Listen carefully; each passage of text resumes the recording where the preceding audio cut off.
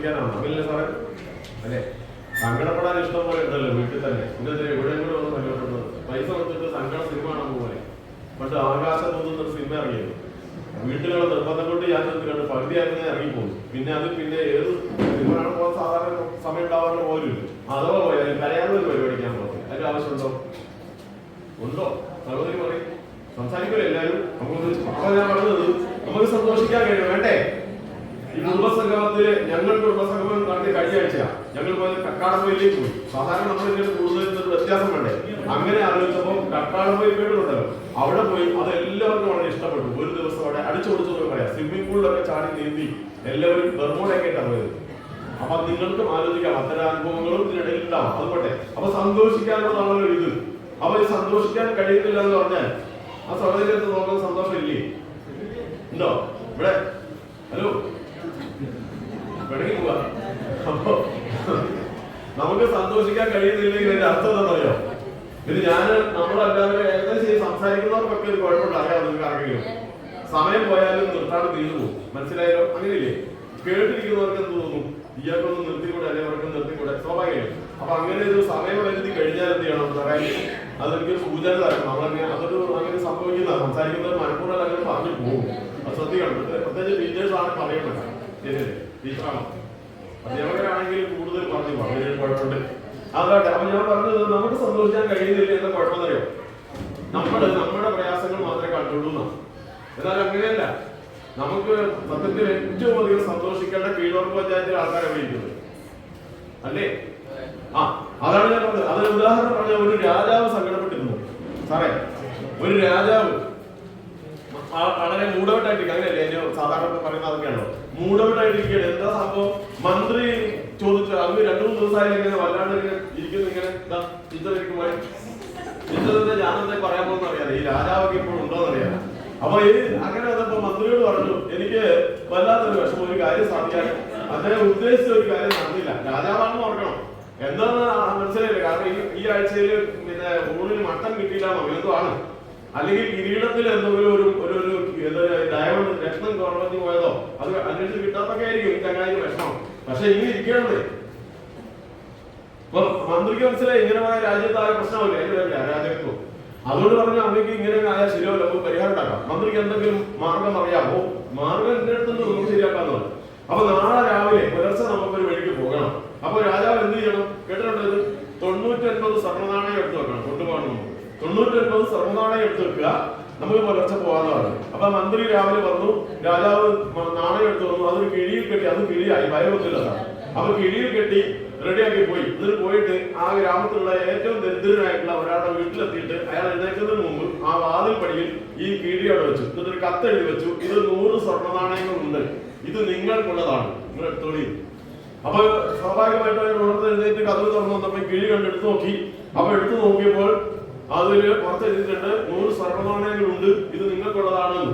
അവിടെ തന്നെ അയാൾ അകത്ത് സന്തോഷത്തോടെ കൊണ്ടുപോയി എണ്ണി നോക്കി. 1, 2, 3 എണ്ണി 99. വീണ്ടും എണ്ണി 99. വീണ്ടും എണ്ണി 99. ഒരെണ്ണം പോയി.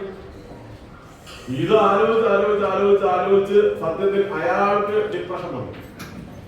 കിട്ടിയത് മൂപ്പര് കേട്ടോ 99 കിട്ടിയത്. സാറേ ആ ഒരെണ്ണം കിട്ടാത്തല്ലേ ആലോചിച്ചത്. അതുപോലെയാണ് നിങ്ങൾക്ക് ആർക്കെങ്കിലും സങ്കടം ഉണ്ടെങ്കിൽ എന്നോട് ദേഷ്യം തോന്നിട്ട് കാര്യമില്ല. നിങ്ങൾ മലപ്പുറം ജില്ലക്കാരാണെന്ന ഒറ്റ കാരണത്താൽ തന്നെ നിങ്ങൾക്ക് സങ്കടപ്പെടാൻ അവകാശമില്ല. ഇനി അഥവാ സങ്കടം ഉള്ളവരുടെ ഇപ്പോഴത്തെ റിപ്പോർട്ട് പറ്റൂല. കാരണം ഞാൻ സമ്മതിക്കില്ല. എനിക്കറിയാം മലപ്പുറത്തെ സഹോദരി തർക്കമുണ്ടോ? എന്താ മലപ്പുറത്തിന് പ്രത്യേകത? അത് ഒരുപാടുണ്ട്. എന്താ പ്രത്യേകത ചോദിച്ചാല് എനിക്ക് തോന്നിയൊരു കാര്യം, ഈ മൊബൈലിൽ അതിനകത്ത് അവിടെ ഇരിക്കുന്നത് ഇതിനകത്തില്ല. ഈ മൊബൈൽ എന്ന് പറയുന്ന സാധനമല്ലേ ഇന്ന് വരെ മനുഷ്യൻ കണ്ടുപിടിച്ചതിൽ ഏറ്റവും ഉപകാരപ്രദമായ സാധനം. തർക്കമില്ലല്ലോ. ഞങ്ങൾ കുടുംബസംഗമത്തിൽ ഈ മൊബൈലിന്റെ സോഷ്യൽ മീഡിയയുടെയും ഗുണവും ദോഷവും ചർച്ച 2 ഗ്രൂപ്പായിട്ട് വെച്ചു. അത് ഗംഭീരമായിട്ട് എല്ലാവരും പങ്കെടുത്തു. അപ്പൊ അത് ശരിയല്ലേ? ഉപകാരമുള്ളതല്ലേ സാറേ? എന്നാൽ ഇത്ര ഉപദ്രവമുള്ള സാധനം. അതേപോലെയാണ് ഞാൻ മലപ്പുറത്തെ കുറിച്ച് മനസ്സിലാക്കിയത്. കേരളത്തിൽ ഏറ്റവും ഊഷ്മളമായ മനുഷ്യ സഹോദര്യവും ജീവകാരുണ്യവും നിലനിൽക്കുന്ന നാടിന്റെ പേര് മലപ്പുറം. സംശയം നിങ്ങൾക്കുണ്ടോ?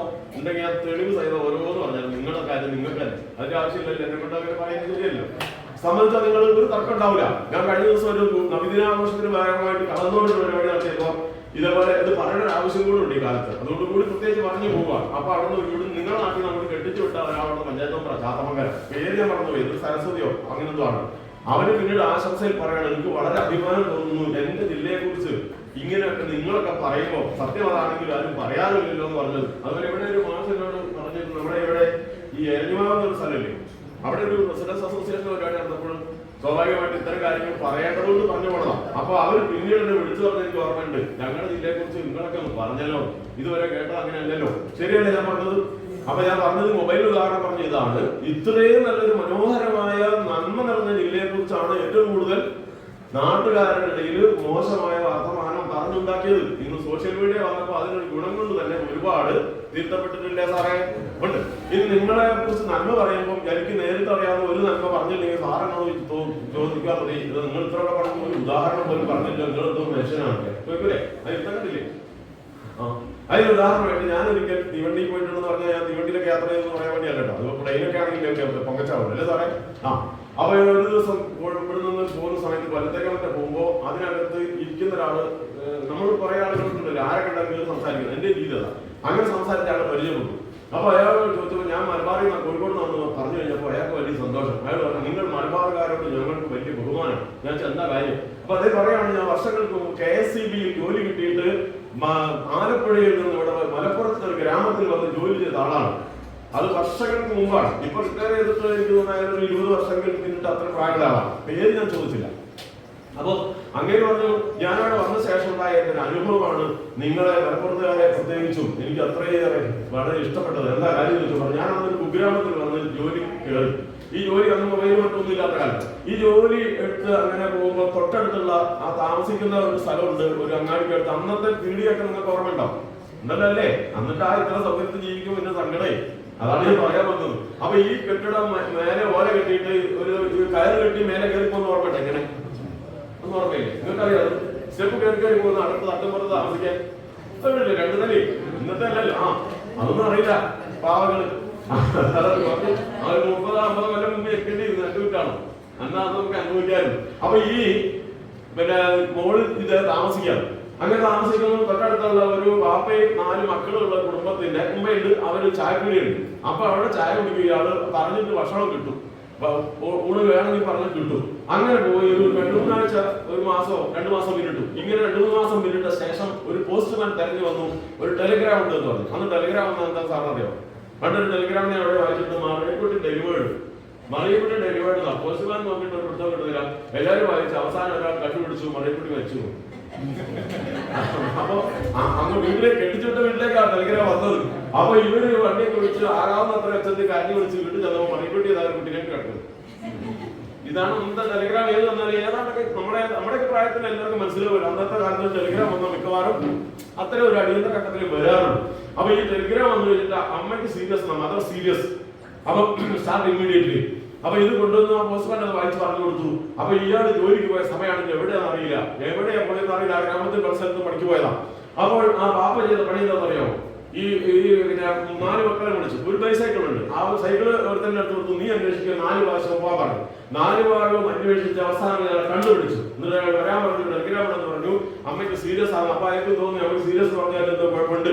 ഉടനെ തന്നെ അയാൾ പോകാൻ തയ്യാറായി തട്ടുംപുറത്ത് കയറി അയാളുടെ ബാഗ് എടുത്ത് താഴെ ഇറങ്ങി കഴിഞ്ഞപ്പോ ഈ ബാപ്പ, അതായത് വെറും 3 മാസത്തെ പരിചയം, ഭക്ഷണം കൊടുത്തൊരു ശീലം മാത്രമല്ല, 2 മതത്തിൽപ്പെട്ടതുമല്ല എന്നുകൂടി ഓർക്കണം. ആ മനുഷ്യനെ ഉടനെ കൊണ്ടുവിടാൻ വേണ്ടി മകനെ വിളിച്ച് സൈക്കിളിന് പുറകെ കയറ്റി കൊണ്ടുവിടാൻ പറഞ്ഞു. ബസ് വരുന്നിടത്ത് അന്ന് ഒത്തിരി ദൂരമാണ്. ആ ബസ് വരുന്നിടത്ത് കൊണ്ടയാക്കിയ ശേഷം ആ മകൻ ആ മടിയിൽ നിന്ന്, നമുക്ക് കീശയില്ലല്ലോ, മടിയിൽ നിന്ന് ഒരു പൊതി എടുത്തിട്ട് ആ മനുഷ്യന്റെ കൈ കൊടുത്തിട്ട് പറഞ്ഞു, ഇത് ഉപ്പച്ചി തന്നതാണ്, ഇത് വാപ്പ തന്നതാണ്. എന്താ പൈസയാ? നിങ്ങളിപ്പോ പെട്ടെന്ന് പോകുമ്പോൾ നിങ്ങളുടെ കയ്യിൽ ഉണ്ടാവില്ലല്ലോ. ആ പൈസ കൊടുത്തു. ആ പൈസ വാങ്ങി അയാൾ മനസമാധാനത്തോടെ പോയത് അയാൾ ഓർക്കുകയാണ്, മലപ്പുറത്തുകാർ എന്ന് പറഞ്ഞാൽ അംഗപ്പെട്ട മനുഷ്യരാണ്. പക്ഷേ ഈ നന്മ നിറഞ്ഞ നാട്ടിൽ ജീവിതം തന്ന പടച്ചാനെ നിങ്ങൾക്ക് പടച്ചനോട് നന്ദി പറയണ്ടേ? വേണ്ടയോ? ഇത് ഏറ്റവും വലിയ ഭാഗ്യമല്ലേ? തട്ടകാലത്ത് എങ്ങാനും മാറിപ്പോയിട്ട് മണിക്കൂരെങ്ങാനും ആയിരുന്നെങ്കിൽ ചിന്തിക്കാൻ പറ്റുമോ? തോന്നില്ല നന്നായി നടത്താൻ. അതാ ഞാൻ പറഞ്ഞു, സമ്മതിക്കല്ലോ. സത്യം പറഞ്ഞാൽ നമ്മൾ അനുഗ്രഹിക്കുന്നവരല്ലേ? നമുക്ക് പഠിത്തവരോട് ജീവിക്കാൻ. കോഴിക്കോട് അത്ര മോശമൊന്നുമില്ല കേട്ടോ. കാരണം നോക്കാം, കോഴിക്കോട്ടേക്കാൾ ഞങ്ങളൊക്കെ വലിയ കാര്യമാണ്. അല്ല നമ്മളത്ര മോശമാണോ? ജ്യേഷ്ഠനോ പോയോ? അല്ല. മനസ്സിലായല്ലോ? അപ്പൊ ഞാൻ മലപ്പുറത്തെ കുറിച്ച് പറഞ്ഞ ഒരുപാട് നീണ്ടുപോകും. ഇന്നലെ നമ്മുടെ ദാർസലാഹിന്റെ ആഭിമുഖ്യത്തിൽ മദ്രസ പഠനം ആശങ്ക ഉണ്ടാക്കുന്നതാണോ ഇല്ലയോ എന്നൊരു ചർച്ച ഉണ്ടായിരുന്നു. അവിടെയൊക്കെ ഞാൻ ഇതുപോലുള്ള ആവശ്യം കാര്യങ്ങൾ പറഞ്ഞു പോകുന്നതാ. മലപ്പുറത്തെ കുറിച്ച് പറഞ്ഞാൽ ഞാൻ പറഞ്ഞില്ല, ഒരുപാട് ഇങ്ങനെ പറഞ്ഞു പോകും സഹോദരി. മലപ്പുറത്ത് ഒരെണ്ണം കൂടെ പറഞ്ഞില്ലേ, മോശമല്ലേ? പറയട്ടെ, അത് തന്നെ നല്ലതല്ലേ പറയേണ്ടത്. നമ്മൾ ഒരുപാട് ക്ലാസ് കൊടുത്ത് കേട്ടതല്ലേ. അത് ഞാൻ ഒരു 50 അല്ലെങ്കിൽ 40, 50, 60 വർഷങ്ങൾക്ക് മുമ്പ് തിരുവിതാംകൂറിൽ നിന്ന്, മധ്യ തിരുവിതാംകൂർ അല്ല കേട്ടോ, മധ്യ തിരുവിതാംകൂറാ സാറേ.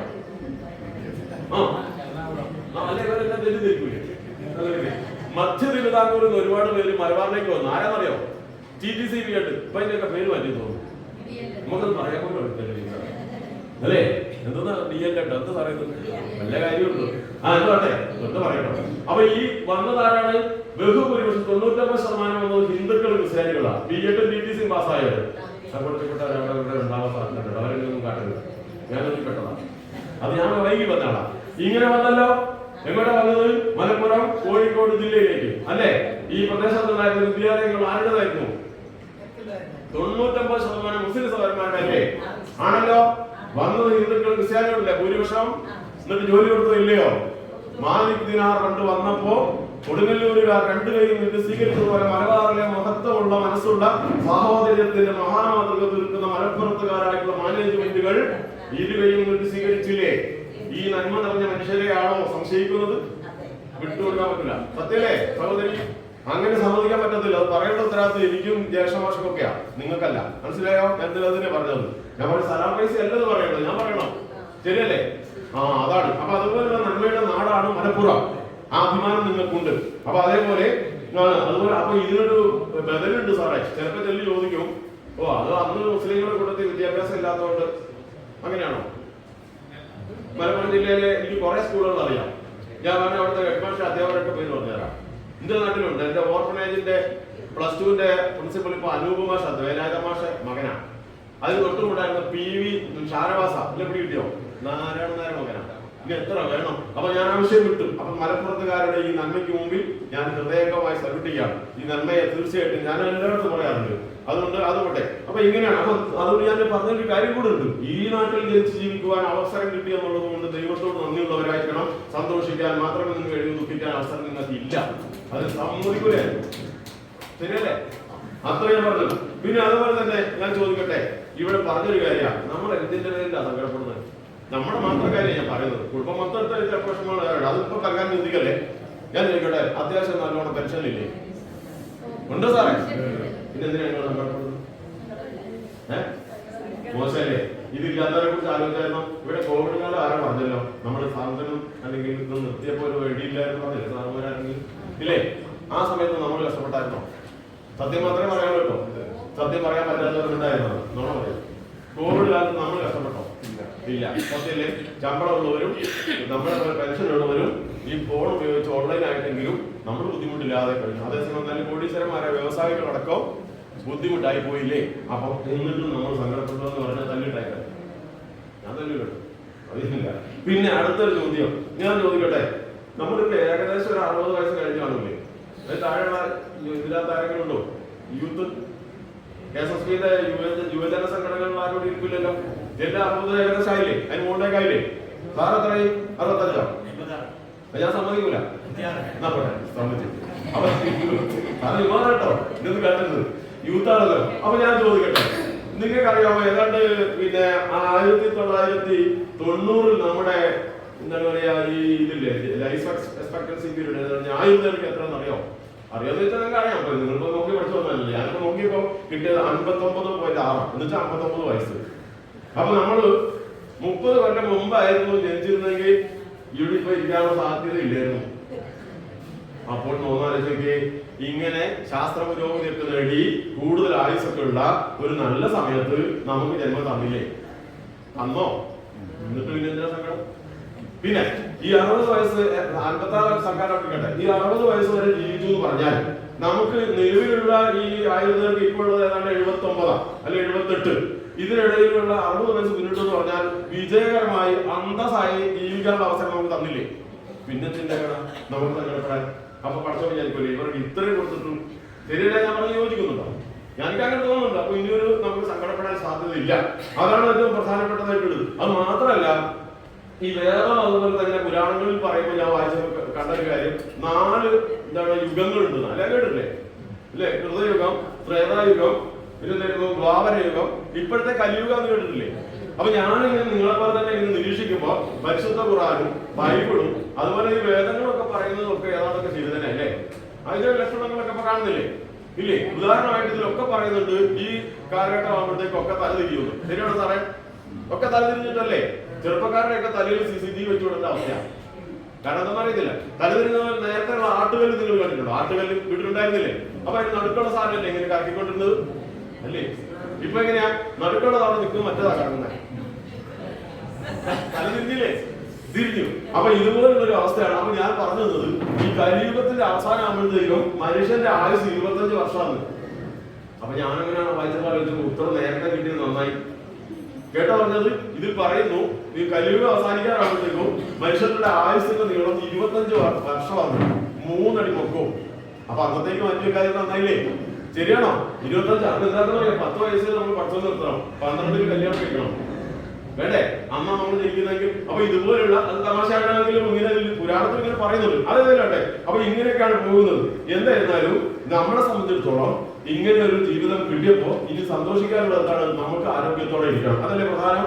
ആരോഗ്യം 2 തരത്തിലുണ്ട് അല്ലേ? മനസ്സിന്റെ ആരോഗ്യവും ശരീരത്തിന്റെ ആരോഗ്യമല്ലേ? അത് ഞാൻ ചോദിക്കട്ടെ, ശരീരത്തിന്റെ ആരോഗ്യത്തെ കുറിച്ച് ഞാൻ ഒരുപാട് പറയേണ്ട ആവശ്യമുണ്ടോ? ഇല്ലെന്ന് എനിക്ക് തോന്നുന്നത്. പക്ഷെ ശരീരത്തിന്റെ ആരോഗ്യം നോക്കിയാൽ ഇപ്പൊ പറഞ്ഞത് ഈ നമ്മള് ആരോഗ്യ രംഗത്തുണ്ടായിട്ടുള്ള അത്ഭുതകരമായ പുരോഗതിയുടെ ഭാഗമായിട്ട് നമുക്ക് 90-100 വയസ്സ് വരെയൊക്കെ ജീവിക്കാൻ സാധ്യതയുണ്ട് കേട്ടോ. നമ്മൾ തള്ളികളയണ്ട, അങ്ങനെ തന്നെയാണ് ബഹുഭൂരിപക്ഷവും. ശരിയല്ലേ? അപ്പോൾ അത്രയും വയസ്സ് ജീവിച്ചിരിക്കുമ്പോൾ മറ്റുള്ളവരെ ആശ്രയിച്ച് നമ്മൾ വളരെ കഷ്ടപ്പെട്ട് നരകിച്ച് കിടക്കേണ്ട ആവശ്യമുണ്ടോ? അപ്പൊ നമുക്കത് വേണ്ടാതെ വെക്കാനുള്ള അവസരം ആരും തന്നിട്ടുണ്ട്. പക്ഷെ തന്നിട്ടുണ്ട് കേട്ടോ, വെറുതെ അല്ല. ഉദാഹരണത്തിന് എന്താണ് നമ്മൾ ആദ്യം ചെയ്യേണ്ടത്? എനിക്ക് തോന്നിയത്, ഞാനൊരു ആരോഗ്യ വിദഗ്ധനൊന്നും അല്ല കേട്ടോ, ചിലപ്പോൾ നിങ്ങൾക്ക് എന്നെക്കാളും അറിയുന്നൊരു വിഷയമായതുകൊണ്ട് ഞാൻ അധികം അതിനെ കടക്കൂല. ഒന്ന് ഞാൻ മനസ്സിലാക്കിയത്, ഞാൻ ഏറ്റവും അടുത്ത് നടക്കുന്ന കൂടെ നടക്കുന്ന ഒരാള് അവിടെ എല്ലാം നിങ്ങൾക്ക് അറിയാമെന്ന് തോന്നുന്നു, MK അബ്ദുറഹ്മാൻ അറിയോ? Calcium bank chairman. അദ്ദേഹത്തിന്റെ ആരോഗ്യരഹസ്യം എന്നോട് പറഞ്ഞത് പുലർച്ചെ എഴുന്നേൽക്കുമ്പോൾ തന്നെ 2 ഗ്ലാസ് വെള്ളം കുടിക്കും. അത് ശരിയാണെന്ന് എനിക്ക് തോന്നുന്നു. ഞാൻ കുടിക്കാൻ തുടങ്ങി. നിങ്ങൾ ഇതുവരെ കുടിച്ചിട്ടില്ലെങ്കിൽ നിങ്ങൾക്ക് കുടിക്കുന്നതിന് വല്ല വിരോധം ഉണ്ടോണ്ടെങ്കിൽ എഴുന്നേൽപ്പിക്കാം. അല്ല, ജീവിച്ചിരിക്കുന്നിടത്തോളം കാലം അസുഖം ഇല്ലാതെ ഇരിക്കണമെന്ന് ആഗ്രഹമില്ലാത്തവരുടെ എഴുന്നേൽക്കട്ടെ. സാറ് കുഴപ്പമില്ല, കുടിച്ചോളില്ലേ? ഇനി കുടിക്കാൻ പറ്റാത്തവരുടെ പറഞ്ഞാൽ മതി, ഇവിടെ 2 തന്നെ ഞാൻ ഏൽപ്പിക്കാം. സമ്മതിച്ചോ? നമ്മൾ ഇതെല്ലാം കേട്ടിട്ട് ജീവിതത്തിൽ ഉപകാരപ്പെടുന്ന ഒരു കാര്യമെങ്കിലും ചെയ്യാൻ ഈ സ്കൂളിന്റെ അകത്ത് തീരുമാനിക്കാതെ ഇറങ്ങി പോകുന്നത് പിന്നെ ഞാൻ എന്തിനാണ് പറയുന്നത്? അല്ലെ ഇത്രയാണോ? സമ്മതിച്ചോ? ഉറപ്പിച്ചോ? ഇല്ല. മറന്നുപോയത് സത്യമായിട്ടും ഇത് അനുഭവങ്ങളിൽ ഒരുപാട് പറയുന്നതാണ്, നിങ്ങൾക്ക് അറിയാവുന്ന എനിക്കറിയാം. അപ്പൊ നിങ്ങൾ ഇനി അത് ഉറപ്പിച്ചോ? ഇവിടെ ഇറങ്ങി പോകുമ്പോ നിങ്ങൾ തീരുമാനിച്ചോ? എല്ലാവരും തീരുമാനിച്ചോ? പുലർച്ചെ എഴുന്നേറ്റ് ആദ്യം എന്ത് ചെയ്യണം? നല്ല 2 ഗ്ലാസ് വെള്ളം കുടിക്കൂലേ? പിന്നെയോ ഒരു ദിവസം ചുരുങ്ങിയത് 3 ലിറ്റർ വെള്ളവും കുടിക്കണം. ഇത് ഉറപ്പിച്ചാൽ പകുതി അസുഖം നമുക്ക് മാറി എന്ന് തീരുമാനിക്കാം. ഇപ്പൊ സന്തോഷമായില്ലേ സാറേ? അപ്പൊ ഞാൻ മരുന്ന് പറഞ്ഞതില് പിന്നെ നമ്മൾ ചെയ്യേണ്ടതെന്ന് അറിയാമോ? കിട്ടുന്ന പൊരിച്ചതെല്ലാം മാറ്റി തരണം. പറ്റില്ലേ? പൊരിച്ചത് വല്ല കാര്യമുണ്ടോ? ഞാൻ തിരിച്ചു പറഞ്ഞതാ. സാർ മനസ്സിലായില്ലേ? എന്താ എണ്ണ പൊരിച്ചത് പ്രത്യേകിച്ച് ഹോട്ടലിൽ തിന്നാൻ പാടുണ്ടോ? അതിന് ദോഷം നിങ്ങൾക്ക് അറിയാലോ. ഈ കെട്ടിത്തൂക്കിയിട്ട് ചെത്തി തരുന്ന പോലെ സാധനങ്ങൾ ഫാസ്റ്റ് ഫുഡ് ഒക്കെ കഴിക്കുന്നില്ല എന്ന് തീരുമാനിച്ചോളൂ. നിങ്ങൾക്ക് നിങ്ങൾ 2 മാസം 3 മാസം കൊണ്ട് ഒന്ന് വെച്ചോളൂ. പിന്നെ നിങ്ങൾക്ക് പൊരിച്ചത് വേണമെങ്കിൽ വീട്ടിൽ നിന്നുണ്ടാക്കി തിന്നൂടെ? അത് ദയവ് ചെയ്ത് സൺഫ്ലവർ ഓയിൽ ഉപയോഗിക്കരുത്. ഞാൻ കാല് പിടിച്ചു പറയാം. അതിലൂടെ എങ്ങനെയാ ഞാൻ പറയും? സൺഫ്ലവർ ഓയിൽ അറിയാമല്ലോ, അതിന് ശാസ്ത്രീയമായ ഒന്നും പറയുന്നില്ല, സമയ പരിമിതിയുണ്ട്. ബാക്കി അതിന്റെ ദോഷങ്ങളൊക്കെ അറിയാമെന്ന് എനിക്കറിയാം. എന്നെ പോലെ അറിവുള്ളവരല്ലേ ഇരിക്കുന്നത്. അപ്പൊ നിങ്ങളോട് കൂടുതൽ പറഞ്ഞത് അത് കൃത്രിമമാണ്, അത് ഉപയോഗിക്കരുത്. സൺഫ്ലവർ ഓയിൽ, പിന്നെ എന്തെങ്കിലും സാറേ റൈസ് ബാൻ ഓയിൽ പറഞ്ഞില്ലേ, തവിടിൽ നിന്ന്, അതൊക്കെ ഒറിജിനൽ ആയിട്ടുള്ളത് അല്ലാന്ന് എല്ലാവരും പറയുന്നു. പിന്നെ എന്തിനാ നല്ല വെളിച്ചം നാട്ടിലുള്ളപ്പോൾ പിന്നെ കഴിയുന്നത് ചൂടാക്കി വാർത്ത് വലിച്ച് തിന്നുന്നത് വീട്ടിൽ കുറയ്ക്കുക. നമ്മൾ യുവാക്കൾ കഴിച്ചോട്ടെ പോരെ, നമുക്ക് ഇതിന്റെ ആവശ്യമില്ലല്ലോ. അതുപോലുള്ള ഒരുപാട് കാര്യങ്ങൾ ഉണ്ട്. അത്രയുള്ളൂ. പിന്നെ ഞാൻ ചോദിക്കുന്നു, നമ്മുടെ വീട്ടിൽ അത്യാവശ്യമായിട്ട് മഞ്ഞൾപ്പൊടി, മല്ലിപ്പൊടി, മുളകുപൊടി തുടങ്ങിയതെല്ലാം വേണ്ടേ? അത് നമ്മൾ നിങ്ങളാരും കടയിൽ നിന്ന് പാക്കറ്റ് മേടിക്കുന്നില്ലല്ലോ. അപ്പൊ പിന്നെ ഞാൻ പറയണല്ലോ, അത് നാടൻ നമ്മൾ തന്നെ ഉണ്ടാക്കണം, അല്ലെങ്കിൽ വിശ്വാസമുള്ള മില്ലിൽ നിന്ന് മേടിക്കണം. അത് തിന്നു. അപ്പൊ ആ വിഷയം അധികം പറയുന്നില്ല. അപ്പൊ ഇനി അതെല്ലാം കൊണ്ട് നിങ്ങൾക്ക് ബാക്കി അറിയാവുന്ന വിശ്വാസത്തിൽ എന്നെക്കാളും അറിയാവുന്നത് കൊണ്ട് അത് ബോറടിപ്പിക്കുന്ന വിഷയം ഞാൻ പറയുന്നില്ല. പക്ഷെ ഞാൻ പറയുന്നത്, ഞാൻ ഹൃദയത്തിൽ തൊട്ട് വീണ്ടും പറയുന്നു, പ്രിയരെ, നമ്മളൊന്ന് ശ്രദ്ധിച്ചാൽ ആഹാര കാര്യങ്ങളിൽ ഏതൊക്കെയാണെന്ന് ഞാൻ പറയണ്ടല്ലോ. കഞ്ഞി കുടിക്കുന്നത് പോലെ, ദഹിക്കാൻ എളുപ്പമുള്ളത് കുടിക്കുന്ന പോലെ, സമയത്ത് കഴിക്കുന്നത് പോലെ, രാത്രിക്ക് 7 മണിക്ക് മുമ്പേ കഴിക്കുന്നത് പോലെയൊക്കെ അറിയാലോ. അതൊന്നും പറയേണ്ട ആവശ്യമില്ല, നിങ്ങൾ കിട്ടുന്ന ക്ലാസ് അല്ലേ. അതെല്ലാം നിങ്ങളൊക്കെ പാലിയേറ്റീവ് ബന്ധപ്പെട്ട് പ്രവർത്തിക്കുന്നവരായിരിക്കില്ലേ? എനിക്ക് അങ്ങനെ തോന്നുന്നുണ്ട് നിങ്ങളെ കണ്ടിട്ട്, അല്ലേ? കേരളത്തിൽ മാത്രമല്ല, ഇന്ത്യയിൽ ഏറ്റവും കൂടുതൽ പാലിയേറ്റീവ് കെയർ യൂണിറ്റ് ഉള്ള സ്ഥലത്തിന്റെ പേര് മലപ്പുറമാണ്. അത് കഴിഞ്ഞിട്ട് കോഴിക്കോടുള്ളൂ. അറിയാലോ, ഞങ്ങളൊക്കെ ക്ലാസ് എടുക്കും, ഞാൻ അതിലുണ്ട്. അവിടെ 350 രോഗികളാണ് ഒറ്റ പഞ്ചായത്തിൽ. അതുകൊണ്ടും കൂടിയാണ് ഞാൻ ഇതും കൂടി പറഞ്ഞത്. നിങ്ങൾക്ക് അറിയാലോ. അപ്പൊ അത് തന്നെയാണ്. പിന്നെ വേറൊരു സംഗതി, വ്യായാമത്തിന്റെ പ്രശ്നമല്ലേ? ടീച്ചറെ കൈ കാണിച്ചിട്ടോ, കണ്ട വെള്ളത്തിന്റെ തഴമ്പായതിലുണ്ട്, മുളകരച്ചതിലൊക്കെ ഉണ്ട്, അല്ലെ? സാറിന്റെ കയ്യിലുണ്ട് വണ്ടി സ്റ്റാർട്ടാക്കിയത്, സെൽഫ് കേട്ടോ. ഞാൻ അപ്പോ സത്യത്തിൽ എന്താ ഏറ്റവും കൂടുതൽ തഴമ്പ എവിടെയുള്ളത് എന്ന് പറഞ്ഞാൽ, സംഗതി ആർക്കാരിക്കാൻ പറയുന്നതാണ്. നമ്മുടെ യന്ത്രങ്ങൾ വന്നതോട് കൂടി എന്തായി മാറി? യന്ത്രങ്ങൾക്ക് നമ്മുടെ ശരീരം കൃത്യമായി അനങ്ങാണ്ടായി. അപ്പോഴെന്താണ്, നമ്മുടെ ഈ വീട്ടിലുള്ള പ്ലംബിങ്ങിന് ഉപയോഗിക്കുന്ന വാട്ടർ പൈപ്പ് ഒക്കെ പോലെ തന്നെ അതിനുള്ളിലൊക്കെ ഈ ചെടി അടിഞ്ഞു കൂടുന്നവർ നമ്മുടെ ഞരമ്പുകളൊക്കെ രക്തഓട്ടത്തിനൊക്കെ തടസ്സം വരുന്നതിന്റെ പ്രശ്നം. അപ്പൊ കൃത്യമായി വർക്ക് ചെയ്താൽ എല്ലാ ഞരമ്പുകളിലും കൃത്യമായിട്ട് രക്തം എത്തും, ഓക്സിജൻ എത്തും, നമ്മൾ രക്ഷപ്പെടും, ദീർഘായുസ് കിട്ടും, നല്ല അന്തസ്സായിട്ട് കൊണ്ട് നടക്കാൻ പറ്റും. ജീവിതത്തിന്റെ ഏറ്റവും അവസാനത്തെ ആഗ്രഹം അധികം ആളുകളെ കണ്ടാതെ വിളിക്കണമെന്നല്ലേ? അത് കേട്ടിട്ടുണ്ടല്ലോ, അല്ലെ? അത് ഖുർആനിലൊക്കെ പ്രത്യേകിച്ചും നമ്മുടെ പ്രവാചകൻ സല്ലല്ലാഹു അലൈഹി വസല്ലം കറക്റ്റായിട്ട് പറഞ്ഞു തന്നിട്ടുണ്ട്. അപ്പൊ അങ്ങനെയുണ്ട്. അപ്പൊ അത് അങ്ങനെ വരണേ നമ്മൾ പറഞ്ഞത് കേൾക്കണ്ടേ? വായിച്ചാൽ മാത്രം മതിയോ? അല്ലേ? എന്താണ് അയൽക്കാരൻ പട്ടിണി കിടക്കുമ്പോൾ നീ വയറ് നിറച്ച് ഉള്ളരുതെന്ന് പറഞ്ഞു. അതെനിക്ക് മനസ്സിലായി. ഞാൻ പകുതി വിളിച്ചു വെച്ചിട്ട് തിന്നിട്ട് കിടന്നു വല്ല കാര്യം വല്ല കാര്യമുണ്ടോ? അവന് കൊടുത്തിട്ട് കഴിക്കണമെന്നല്ലേ പറഞ്ഞത്. അത് നമ്മൾ ചെയ്യണം. അപ്പൊ അതുകൊണ്ട് അതിനൊരു വഴി ഞാൻ കേട്ടു. നിങ്ങളൊക്കെ രാവിലെ മെക്സവന് പോകുന്നുണ്ടെന്നാണ് എനിക്ക് കിട്ടിയൊരു വിവരം. ഉണ്ടോ? ഇവിടെ ഇല്ലേ? വളരെ വലിയ ട്രെൻഡാണ്. അതിന് ഏതോ വിവാദമാണ്. അവരുടെ വഴിക്ക് പോട്ടെ, നമ്മൾ അതിലേക്കൊന്നും പോട്ടെ. നിങ്ങളൊക്കെ പോകുന്നുണ്ടോ? ആ പോകുന്നവരൊക്കെ എന്റെ പിന്നെ കാരശ്ശേരി പഞ്ചായത്തിലെ പാലിയേറ്റീവ് കെയർ യൂണിറ്റിന്റെ പ്രസിഡന്റ് ആലി ഹസൻ എന്ന ആളാണ്. അദ്ദേഹത്തിന് ഏതാണ്ട് 78 വയസ്സ് കഴിഞ്ഞു. നല്ല തടിയുണ്ട്, സാറേക്കാൾ പൊക്കമുണ്ട്. ഞങ്ങളൊരു ക്ലസ്റ്റർ രൂപീകരിച്ചിട്ട് ഓരോ സ്ഥലത്തും പാലിയേറ്റീവ് നാട്ടുകാരെ എടുത്തുകൂട്ടിയിട്ട് സാമ്പത്തിക പ്രതിസന്ധി ഒക്കെ പറഞ്ഞു, ഈ പറഞ്ഞതുപോലെ കാര്യങ്ങളൊക്കെ പറഞ്ഞു നമ്മൾ നല്ലോണം ഇരുന്നിട്ട് വേണ്ട രോഗിയെ നോക്കാൻ. നമ്മൾ രോഗിയാക്കാൻ പാടില്ല. ഇതിന് നടക്കുന്ന സമയത്ത് അവിടെ ഒരു പള്ളിയുടെ താഴെയുള്ള മദ്രസയിൽ എനിക്ക് പെട്ടെന്ന് ഓർക്കാം അദ്ദേഹത്തെ കുറിച്ച്. ക്ലാസ്സിന് അദ്ദേഹം നേതൃത്വം കൊടുക്കാൻ വന്നപ്പോ ഇവിടുത്തെ അവിടെ സ്റ്റെപ്പ് ആണെങ്കിൽ നേരെ അങ്ങോട്ടല്ല ഇറങ്ങിയത്. അയാൾ തിരിഞ്ഞു നിന്ന് താഴെ ഇറങ്ങിയ ഇങ്ങനെ എന്താ പറയാ, മുട്ടുമടങ്ങുക. അത്രയും ബുദ്ധിമുട്ടുള്ള ആ മനുഷ്യൻ മെക്സാൻ അവിടെ തുടങ്ങിയിട്ട് എനിക്കൊരു 3 ആഴ്ച തോന്നുന്നു. കാരമൂല എന്ന് പറയുന്ന ഒരു സ്ഥലത്താണ് ഞാൻ താമസിക്കുന്നത്. ഇത് തുടങ്ങിയിട്ട് ഒരു 3 ആഴ്ച കൂടുതലായില്ല. ഇപ്പൊ അദ്ദേഹം ആ 3 ആഴ്ചയിൽ പോയതിന്റെ അനുഭവം പറയുന്നത് മുട്ടുവേദനയൊക്കെ മാറി, ശരീരത്തിൽ വണ്ണം കുറഞ്ഞു, ശ്വാസോച്ഛ്വാസമൊക്കെ നന്നായി എടുക്കാൻ കഴിയുന്നു, കിതപ്പ് മാറി. എന്തൊരു ഭാഗ്യം! പക്ഷേ നേരത്തെ കൊണ്ട് തന്നതുപോലെയാ. അപ്പൊ നമുക്ക് അത് പരീക്ഷിച്ചുകൂടെ? ഇനി മെക്സവിന് പോകാൻ പറ്റുന്നില്ലെങ്കിൽ എന്ത് ചെയ്യാൻ പറ്റും? നമുക്ക് ആവശ്യമായ ഏതെങ്കിലും ഒരു തരത്തിലുള്ള വ്യായാമം നിങ്ങൾ ചെയ്യുമെന്ന് ഉറപ്പ് തന്നാൽ ഞാനിത് നിർത്താം. ക്ലാസ് അല്ല ഈ കാര്യം. സമ്മതിച്ചോ? ചെയ്യൂല. ബഹുഭൂരിപക്ഷ ആളുകൾ ചെയ്യാൻ വിചാരിക്കൂലേ? നാളെ അതുണ്ട്. അതെ. പക്ഷെ ടീച്ചർ വേറെ നമ്മുടെ കൂട്ടത്തിലുള്ള ആളുകളുടെ എല്ലാവരും ഒരുപോലെ അല്ലല്ലോ. ചിലരെന്താ വിചാരിക്കും, നാളെ തുടങ്ങാം. അങ്ങനെ കുറച്ച് പേര് തിരിപ്പുണ്ട്. അവരുടെ പേര് വേണേ പറയാം. മറ്റന്നാൾ തുടങ്ങാം. ശരിയല്ലേ? അല്ലേ സാറേ? അങ്ങനെയുണ്ട്. അപ്പൊ പക്ഷെ ഞാൻ പറയുന്നു, നമ്മൾ ഇവിടെ നമുക്ക് തീരുമാനിച്ചിട്ട് പോയിക്കൂടെ? നിങ്ങൾക്ക് വൈകുന്നേരം അല്ലെ രാവിലെ എന്തെങ്കിലും ഒരു എക്സർസൈസ്. ഈ മെക്സവിൽ പോകാൻ പറ്റിയില്ലെന്ന് വിചാരിക്കാം. ചിലപ്പോൾ വീട്ടിൽ ചിലപ്പോൾ വലിയ ഉത്തരവാദിത്തം ഉണ്ടാവും. നമ്മുടെ ഏറ്റവും വലിയ ഉത്തരവാദിത്തം എന്താ സാറേ? കുഞ്ഞുമക്കളെ നോക്കലല്ലേ? അതല്ലേ എന്റെ ജോലി. അതല്ലേ? അപ്പൊ ചിലപ്പോ ആ സമയത്ത് നമുക്ക് പറ്റൂല. എന്നാൽ വേറെ എന്തെങ്കിലും ചെയ്തുകൂടെ? ചെയ്യുവോ? ഇല്ല, ചെയ്യൂല. നമ്മുടെ അതായത് ജീവിക്കുന്നിടത്തോളം കാലം ഓടി നടക്കാനും സ്വന്തം കാര്യം സ്വയമായി ചെയ്യാനുള്ള ഒരു കാര്യം ഞാൻ പറയുന്നത്. അതിനപ്പുറം വേറെ എന്തും ക്ലാസ് നമുക്ക് ആവശ്യമുള്ളത്. ബാക്കിയൊക്കെ കേട്ടിരിക്കാനല്ലേ? ജീവിതത്തിന് ഉപയോഗപ്പെടുത്തണ്ടേ? അത്ര ഞാൻ പറഞ്ഞത്. അതുകൊണ്ട് ഞാൻ പറയുന്നത്, ഈ വേദി വിട്ടു പോകുമ്പോൾ തീർച്ചയായിട്ടും ഒന്ന് വെള്ളം കുടിക്കുന്നത് മറക്കരുത്. ഇന്നലെ നിങ്ങൾ സോഷ്യൽ മീഡിയയിൽ വായിച്ചു കാണും. ഇവിടെ ഒരു അധ്യാപകനല്ല, വേറൊരു മേഖലയിൽ ജോലി ചെയ്യുകയും ഭാര്യ അധ്യാപികയായിട്ട് അവിടെ ഫാസ്റ്റ് ഫുഡ് കഴിച്ച് അയാൾ ഇപ്പം മെഡിക്കൽ കോളേജിൽ എവിടെയോ ക്യാൻസർ രോഗത്തിന് കീമോതെറാപ്പി ചെയ്തുകൊണ്ടിരിക്കുന്നു. സാറ് വായിച്ചു കാണും അല്ലേ? അപ്പൊ അതേപോലെ അവസ്ഥ ഉണ്ടാവാതിരിക്കാൻ നമുക്ക് പറ്റും, നമുക്ക് ചെയ്തൂടെ? പിന്നെ എല്ലാം നമ്മളല്ലല്ലോ മൊത്തം തീരുമാനിക്കുന്നത്. അതങ്ങനെ ആയിക്കോട്ടെ. എന്നാലും താൻ ബാധി ദൈവം ബാധിക്കുന്നെങ്കിലും നമ്മൾ കാണണ്ടേ? അപ്പൊ അതാണ് ഞാൻ പറഞ്ഞത്. അപ്പൊ അങ്ങനെ ഈ പറയുന്ന വ്യായാമത്തിലേക്ക് കടക്കാം. പിന്നെ അടുത്തത്, നമുക്ക് സന്തോഷം ഉണ്ടാകണമെങ്കിൽ നമ്മൾ ജീവിക്കുന്നത് കേൾക്കുന്നില്ലേ? ബാക്കിൽ കേൾക്കുന്നുണ്ടോ? ആ ഉണ്ട്. അപ്പോ ഇനി ഞാൻ പറയുന്നത് കുറച്ച് തൊണ്ട് കൂടി പറയാം. വീട്ടിലല്ലേ നമ്മൾ സന്തോഷം ഒളിച്ചിരിക്കുന്നത്? ഇവിടെ നമ്മൾ സന്തോഷത്തിലാണ്, പക്ഷെ നമ്മൾ അധിക സമയം ചെലവാക്കുന്നത് എവിടെയാ? വീട്ടിലല്ലേ. അപ്പൊ വീട്ടിലല്ലേ സന്തോഷം കൂടുതൽ വേണ്ടത്? അപ്പൊ ആ സന്തോഷം വീട്ടിലെ കുടുംബാംഗങ്ങളുമായി ബന്ധപ്പെട്ടു എന്ന് എനിക്ക് തോന്നുന്നത്. ശരിയല്ലേ? അങ്ങനെയാണെങ്കിൽ എനിക്ക് തോന്നുന്നത് ഒരു 85 വയസ്സായിട്ടുള്ള ഒരു അച്ഛനുണ്ടായ അനുഭവമാണ്. നിങ്ങൾ ചിലപ്പോൾ കേട്ടായിരിക്കും, ഈ 85 വയസ്സായ അച്ഛൻ രാവിലെ ബെഡിൽ എഴുന്നേൽക്കുമ്പോ ഒക്കെ ബെഡ് നനയാൻ തുടങ്ങി. എന്താ മനസ്സിലായല്ലോ? മനസ്സ് വിചാരിക്കുന്ന പോലെ ശരീരത്തെ നിയന്ത്രിക്കാൻ പറ്റാതായി. മൂത്രമൊഴിക്കുന്നതിന് മലയാളം. അങ്ങനെ ആയപ്പോ അച്ഛൻ്റെ ഒരു വിഷമം. ആ വീട്ടിൽ മകനും മകന്റെ ഭാര്യയും ഒരു 8 വയസ്സായ കുട്ടിയുമുള്ളത്. ഈ അച്ഛൻ ഭാര്യ മരിച്ചു പോയിട്ട് ഒരു കൊല്ലം കഴിഞ്ഞു.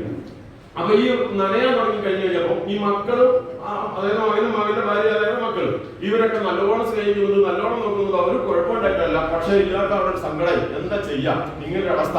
അപ്പൊ അദ്ദേഹം ഒരു ദിവസം എഴുന്നേറ്റിട്ട് മകന്റെ കുട്ടീനെ വിളിച്ചു പറഞ്ഞ അച്ഛനോട് വരാൻ പറഞ്ഞു. അച്ഛനെ വിളിച്ചു വരുത്തിയിട്ട് അച്ഛൻ ഈ മകനോട് പറഞ്ഞു, മോനെ നീ എന്നെ ഒന്ന് കീഴുറമ്പിലുള്ള അല്ലെങ്കിൽ ചാത്തമംഗലത്തുള്ള വൃദ്ധസദനത്തിലൊന്നും കൊണ്ടാണ്. അന്ന് അച്ഛൻ അതെന്റെ മോനെ എനിക്ക് ഒറ്റയ്ക്ക് കിടക്കാൻ പേടിയാണ്. മാത്രമല്ല ഇത് കണ്ടപ്പോ ബെഡൊക്കെ നനയുന്നുണ്ട്, ഇത് കുറച്ചുകൂടെ കഴിഞ്ഞു കഴിഞ്ഞാൽ ചിലപ്പോൾ അതിലപ്പുറം ആവും. അപ്പൊ ഇങ്ങനെയൊക്കെ ഒരു വിഷമം. അതെന്താ അച്ഛൻ അങ്ങനെ പറയുന്നത്? ഞങ്ങളച്ഛനെ നോക്കുന്നില്ലേ? ഞങ്ങളുടെ എന്തെങ്കിലും പറയുന്നുണ്ടോ? എന്തിന്റെ പേരിൽ അച്ഛൻ അങ്ങനെ പോകണമെന്ന് പറഞ്ഞു? അതൊന്നല്ല പോലെ നിങ്ങൾ നല്ലോണം നോക്കുന്നുണ്ട്, നല്ലോണം സ്നേഹിക്കുന്നുണ്ട്, അതൊന്നുമല്ല.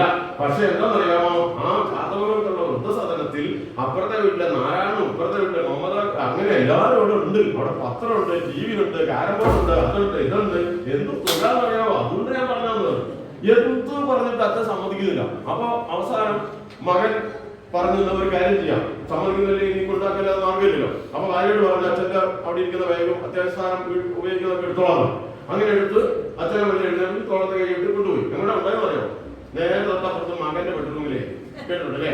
നേരെ തൊട്ടപ്പുറത്ത് മകന്റെ ബെഡ്റൂമിലേക്ക് കൊണ്ടുപോയി.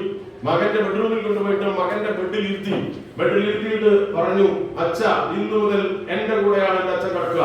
ഇനി അച്ഛന് പേടിയാവോ? ഇനി എന്റെ അച്ഛന് പേടിയാവില്ലല്ലോ. അത് ഇനി തൊട്ട് എന്റെ അച്ഛൻ എന്റെ കൂടെ കിടക്കും. എന്നിട്ട് ആ മകൻ വികാരവിരുദ്ധനായി പറഞ്ഞു, എന്നാലും എന്റെ അച്ഛൻ അങ്ങനെ പറഞ്ഞല്ലോ. ഞാൻ ജനിച്ച അന്ന് തൊട്ട് ഒരുപാട് കഷ്ടപ്പെട്ട് ഒരുപാട് രാത്രികൾ ഉറക്കമടച്ചും ആശുപത്രിയിൽ കാവലിൽ നിന്നും കൊണ്ടു നടന്നും പട്ടിണി കിടന്നിട്ടും ഞങ്ങൾക്ക് മക്കളും തന്ന് വളർത്തി പഠിപ്പിച്ച് ജോലിയും വാങ്ങി തന്ന് കല്യാണം കഴിച്ച് നല്ല കുടുംബമൊക്കെ ഉണ്ടാക്കി തന്ന നിന്റെ അച്ഛനെ കൈച്ചൂട്ട് പോലെ കുത്തിക്കെടുത്തി വലിച്ചെറിയണമെന്നല്ലേ ഞാൻ പറഞ്ഞതെന്ന് വെച്ചു. കൈച്ചൂട്ട് എല്ലാവർക്കും അറിയാമായിരിക്കുമല്ലോ അല്ലേ? ആവശ്യം കഴിഞ്ഞ് കഴിയുമ്പോൾ കുത്തിക്കെടുത്തി വലിച്ചെറിയുന്ന ഇത്രയും നല്ല ജീവിതം ഉണ്ടാക്കി തന്ന എന്റെ അച്ഛനെ കൈച്ചൂട്ട് പോലെ കുത്തിക്കെടുത്തി വലിച്ചെറിയണമെന്നാണോ നിന്റെ അച്ഛൻ എന്നോട് പറഞ്ഞതെന്ന് ചോദിച്ചാൽ മകൻ പൊട്ടിക്കരഞ്ഞു. ആ അച്ഛനും മകനും കെട്ടിപ്പിടിച്ച് പറഞ്ഞാലും കരഞ്ഞു. ഞാൻ പറയുന്നു, ഈ തരത്തിലുള്ള മക്കൾ നമ്മുടെ വീട്ടിലുണ്ടെങ്കിൽ പിന്നെ നമുക്ക് എന്ത് പേടിക്കാനുണ്ട്? അതിനപ്പുറം ഭാഗ്യം വേറുണ്ടോ സഹോദരന്മാരെ? അത്തരത്തിലുള്ള മക്കളാവാൻ മക്കൾക്ക് കഴിയട്ടെ. മാത്രമല്ല, ആവശ്യമെങ്കിൽ നമ്മുടെ പരിപാടിയിൽ തന്നെ ഈ കുടുംബത്തിലെ മക്കൾ മാതാപിതാക്കളോട്, ഗ്രാൻഡ് ഫാദർ അങ്ങനെയുള്ളവരോട് എങ്ങനെ പെരുമാറാം എന്നൊക്കെ പറഞ്ഞു കൊടുക്കാവുന്ന ക്ലാസ്സുകളും വേണമെങ്കിൽ അത് പക്ഷേ ഈ പറഞ്ഞ മലപ്പുറം ജില്ലയിൽ കീഴുറമ്പിൽ വേണമെന്ന് എനിക്ക് തോന്നുന്നില്ല. കാരണം അത്തരത്തിലുള്ള ഒരു പരാതിയും വിഷമങ്ങളും ഉണ്ടാകാൻ സാധ്യതയില്ല. കാരണം ഒക്കെയും സത്യവിശ്വാസികളും നന്മ നിറഞ്ഞവരാണ്. അതിന്റെ ആവശ്യം ഉണ്ടാവില്ലല്ലോ. ആ ഒരു വിഷമം നിങ്ങൾ ആരെയും കൊണ്ട് കാണുന്നില്ല. അങ്ങനെയാണ്. അതേസമയം മറ്റു ചില സ്ഥലങ്ങളൊക്കെ ഉണ്ട് കേട്ടോ. അത് ഞാൻ ഇനി അതിന് ഉദാഹരണം പറയുന്നില്ല, സമയമില്ലല്ലോ. നമ്മൾ ചുരുക്കി പറഞ്ഞാൽ ബാക്കി പരിപാടി ഭംഗിയായി നടക്കും. അതുകൊണ്ടാണ് ഇനി പറയുന്നത് വലിയ ഗംഭീരമായ വിഷയങ്ങളിലേക്കൊന്നും ഞാൻ കടക്കുന്നില്ലല്ലോ. ഉണ്ട്. അപ്പൊ അങ്ങനെയാണ്. പിന്നെ മറ്റൊരു പ്രധാനപ്പെട്ട കാര്യം എന്ന് പറയുന്നത്, നമ്മളുടെ സങ്കടം ഉണ്ടാവാതിരിക്കണമെങ്കിൽ, സന്തോഷിച്ച് മുന്നോട്ട് പോകണമെങ്കിൽ ഒരുപാട് കാര്യങ്ങൾ ചിന്തിക്കരുത്. നമ്മൾ വീട്ടിൽ കുത്തിരുന്നെങ്കിൽ ചിന്തിക്കാറുണ്ടോ? ഉണ്ടോ? കഴിഞ്ഞ കാലങ്ങളിൽ പറ്റിയ അബദ്ധങ്ങൾ, സംഭവിച്ച കാര്യങ്ങൾ, നഷ്ടങ്ങൾ, ഇതൊക്കെ ആലോചിച്ചാൽ സന്തോഷം ഉണ്ടാവും. ഒരു കാരണവശാലും കഴിഞ്ഞു പോയ കാര്യങ്ങളെ കുറിച്ച് നമ്മളിത് ചിന്തിക്കണ്ട. അങ്ങനെ ചിന്തിക്കാൻ പോയാൽ മിക്കവാറും നമുക്ക് സങ്കടമായി മാറും. ആ സങ്കടം ഡിപ്രഷനായി മാറും. അപ്പൊ അത്തരത്തിലുള്ള പ്രശ്നങ്ങളൊന്നും കൂല. അതിന് എന്തൊക്കെയാ വഴി എന്നുള്ളത് വെച്ചാൽ, ഒന്ന് പുസ്തകം വായിക്കാം അല്ലേ? നമുക്ക് ഇഷ്ടം ചിലർ പുസ്തകം വായിക്കുന്നവരാണ്. ഇന്ന നാട്ടിലുള്ളവരൊക്കെ എഴുത്താ തുടങ്ങി കേട്ടോ. അറിയാമോ? കേട്ടില്ല? ആ പ്രദേശത്ത് കാശ്മീരത്തിലെ 4-5 റിട്ടയർ ആയിട്ടുള്ള വനിതകൾ തന്നെ എഴുത്തുകാരെ വന്നിട്ടുണ്ട്. കാശ്മീരിലൊക്കെ കഴിഞ്ഞ ദിവസം 10 വനിതകളെ ആദരിച്ചവിടെ. അറിയാമോ? ഒന്ന് കോന്തരക്കിസ. അങ്ങനെ പറയാം. അതുപോലെ നിങ്ങൾക്ക് എഴുതിക്കൂടെ? അപ്പൊ അതുപോലെ നമുക്ക് എന്ത് വേണം? അതുപോലെ നമ്മുടെ കാശ്മീരി യൂണിറ്റിൽ സ്ഥിരമായി കവിത എഴുതുന്ന കുറെ പേരുണ്ട്. ആ കവിത എഴുതി നന്നാവുന്നുണ്ട്, എല്ലാവരും വായിക്കുന്നുണ്ട്, അഭിനന്ദിക്കുന്നുണ്ട്. അവർ അപ്പോൾ എത്ര ആനന്ദിക്കുന്നുണ്ട്. അവർക്ക് സങ്കടമില്ലല്ലോ. അതുപോലെ നമുക്കും ഇഷ്ടപ്പെട്ട, നമുക്ക് യോജിച്ച എന്തെങ്കിലും കാര്യങ്ങളിൽ ഇടപെടുക. ഒന്നെങ്കിലും അമ്പലക്കാരും മറ്റോ പള്ളിക്കമ്പറ്റോ എന്തിനെങ്കിലും പോകണം. വെറുതെ ഇരിക്കരുത് കേട്ടോ. അതാണ് പ്രധാനപ്പെട്ട ഒരു കാര്യം. ഒരുപാട് കാര്യം പച്ചക്കറി പോലെയുണ്ട്, വായനശാലയിൽ പോകുന്നത് പോലെ. ഞാനിതിന് അതൊരു ഒരു പ്രത്യേക ഡയറക്ഷൻ ആവശ്യമില്ലല്ലോ, എന്തൊക്കെ ചെയ്യാം. ഏറ്റവും ചുരുങ്ങിയത് നമ്മുടെ ടിവിയിലോ ഇനി മൊബൈലിൽ നേരത്തെ പറഞ്ഞ കുഴപ്പക്കാരനാണെങ്കിൽ അതിനകത്ത് ഒരുപാട് കോമഡി ചിരിക്കാൻ കഴിയുന്ന ഒരുപാട് സാധനമുണ്ട്. സങ്കടപ്പെടുന്ന ഒന്നും കാണുന്ന സാധനം അതിന്റെ ആവശ്യമില്ല. അതിന്റെ നമുക്ക് തന്നെയല്ല അപ്പം ചിരിക്കാൻ കഴിയുന്ന അങ്ങനെയാണെങ്കിൽ അത് അതിനേക്കാൾ ഏറ്റവും നല്ലൊരു മരുന്നാണ് കുഞ്ഞുമക്കൾ വീട്ടിലുണ്ടെങ്കിൽ. വേറെ ഒന്നും വേണ്ട. കൊച്ചുമക്കൾ വീട്ടിലുണ്ടെങ്കിൽ നമ്മൾ നമ്മുടെ മക്കളെ നല്ലോണം അങ്ങനെ ലാളിക്കാൻ പറ്റിയിട്ടുണ്ടോ? നമുക്ക് അതിനുള്ള അന്ന് നമ്മുടെ ഒരു സാഹചര്യം അതല്ല, പിന്നെ നമ്മുടെ ഒരു അവസ്ഥ അറിവൊക്കെ അതുപോലെ. ഇപ്പൊ നമുക്ക് കുഞ്ഞുമക്കളുണ്ടെങ്കിൽ സന്തോഷിക്കാൻ വേറെ ഒന്നും വേണ്ട, അവരെ കൂടെ കൂടിയാൽ മതി. അതാണ് ഒരു പ്രധാനപ്പെട്ട കാര്യം. അത് ഞാൻ കുറയ്ക്കാം. പിന്നെ അതുപോലെ തന്നെ നമ്മുടെ ഈ വീട്ടിലെ നമ്മുടെയൊക്കെ സന്തോഷത്തിന് ഏറ്റവും പ്രധാനപ്പെട്ട സന്തോഷം കെടുത്തുന്നതും തരുന്നതുമായ ഒരു വില്ലൻ നമ്മുടെ നാക്കാണ്, അല്ലേ? സമ്മതിച്ചോ? ഏറ്റവും നേരം പറഞ്ഞ നാടാണെന്ന് സൂചിപ്പിച്ചു. നമ്മുടെ നാക്ക് അല്ലേ? ശരിയല്ലേ? അതാണ്. അതിന് ഒരു ഉദാഹരണം പറയാം. ഒരു ദിവസം ഒരു അമ്മ, ഒരു 60 വയസ്സൊക്കെ പ്രായം ഉള്ള ഒരു അമ്മ എന്റെ അടുത്തേക്ക് വന്നു.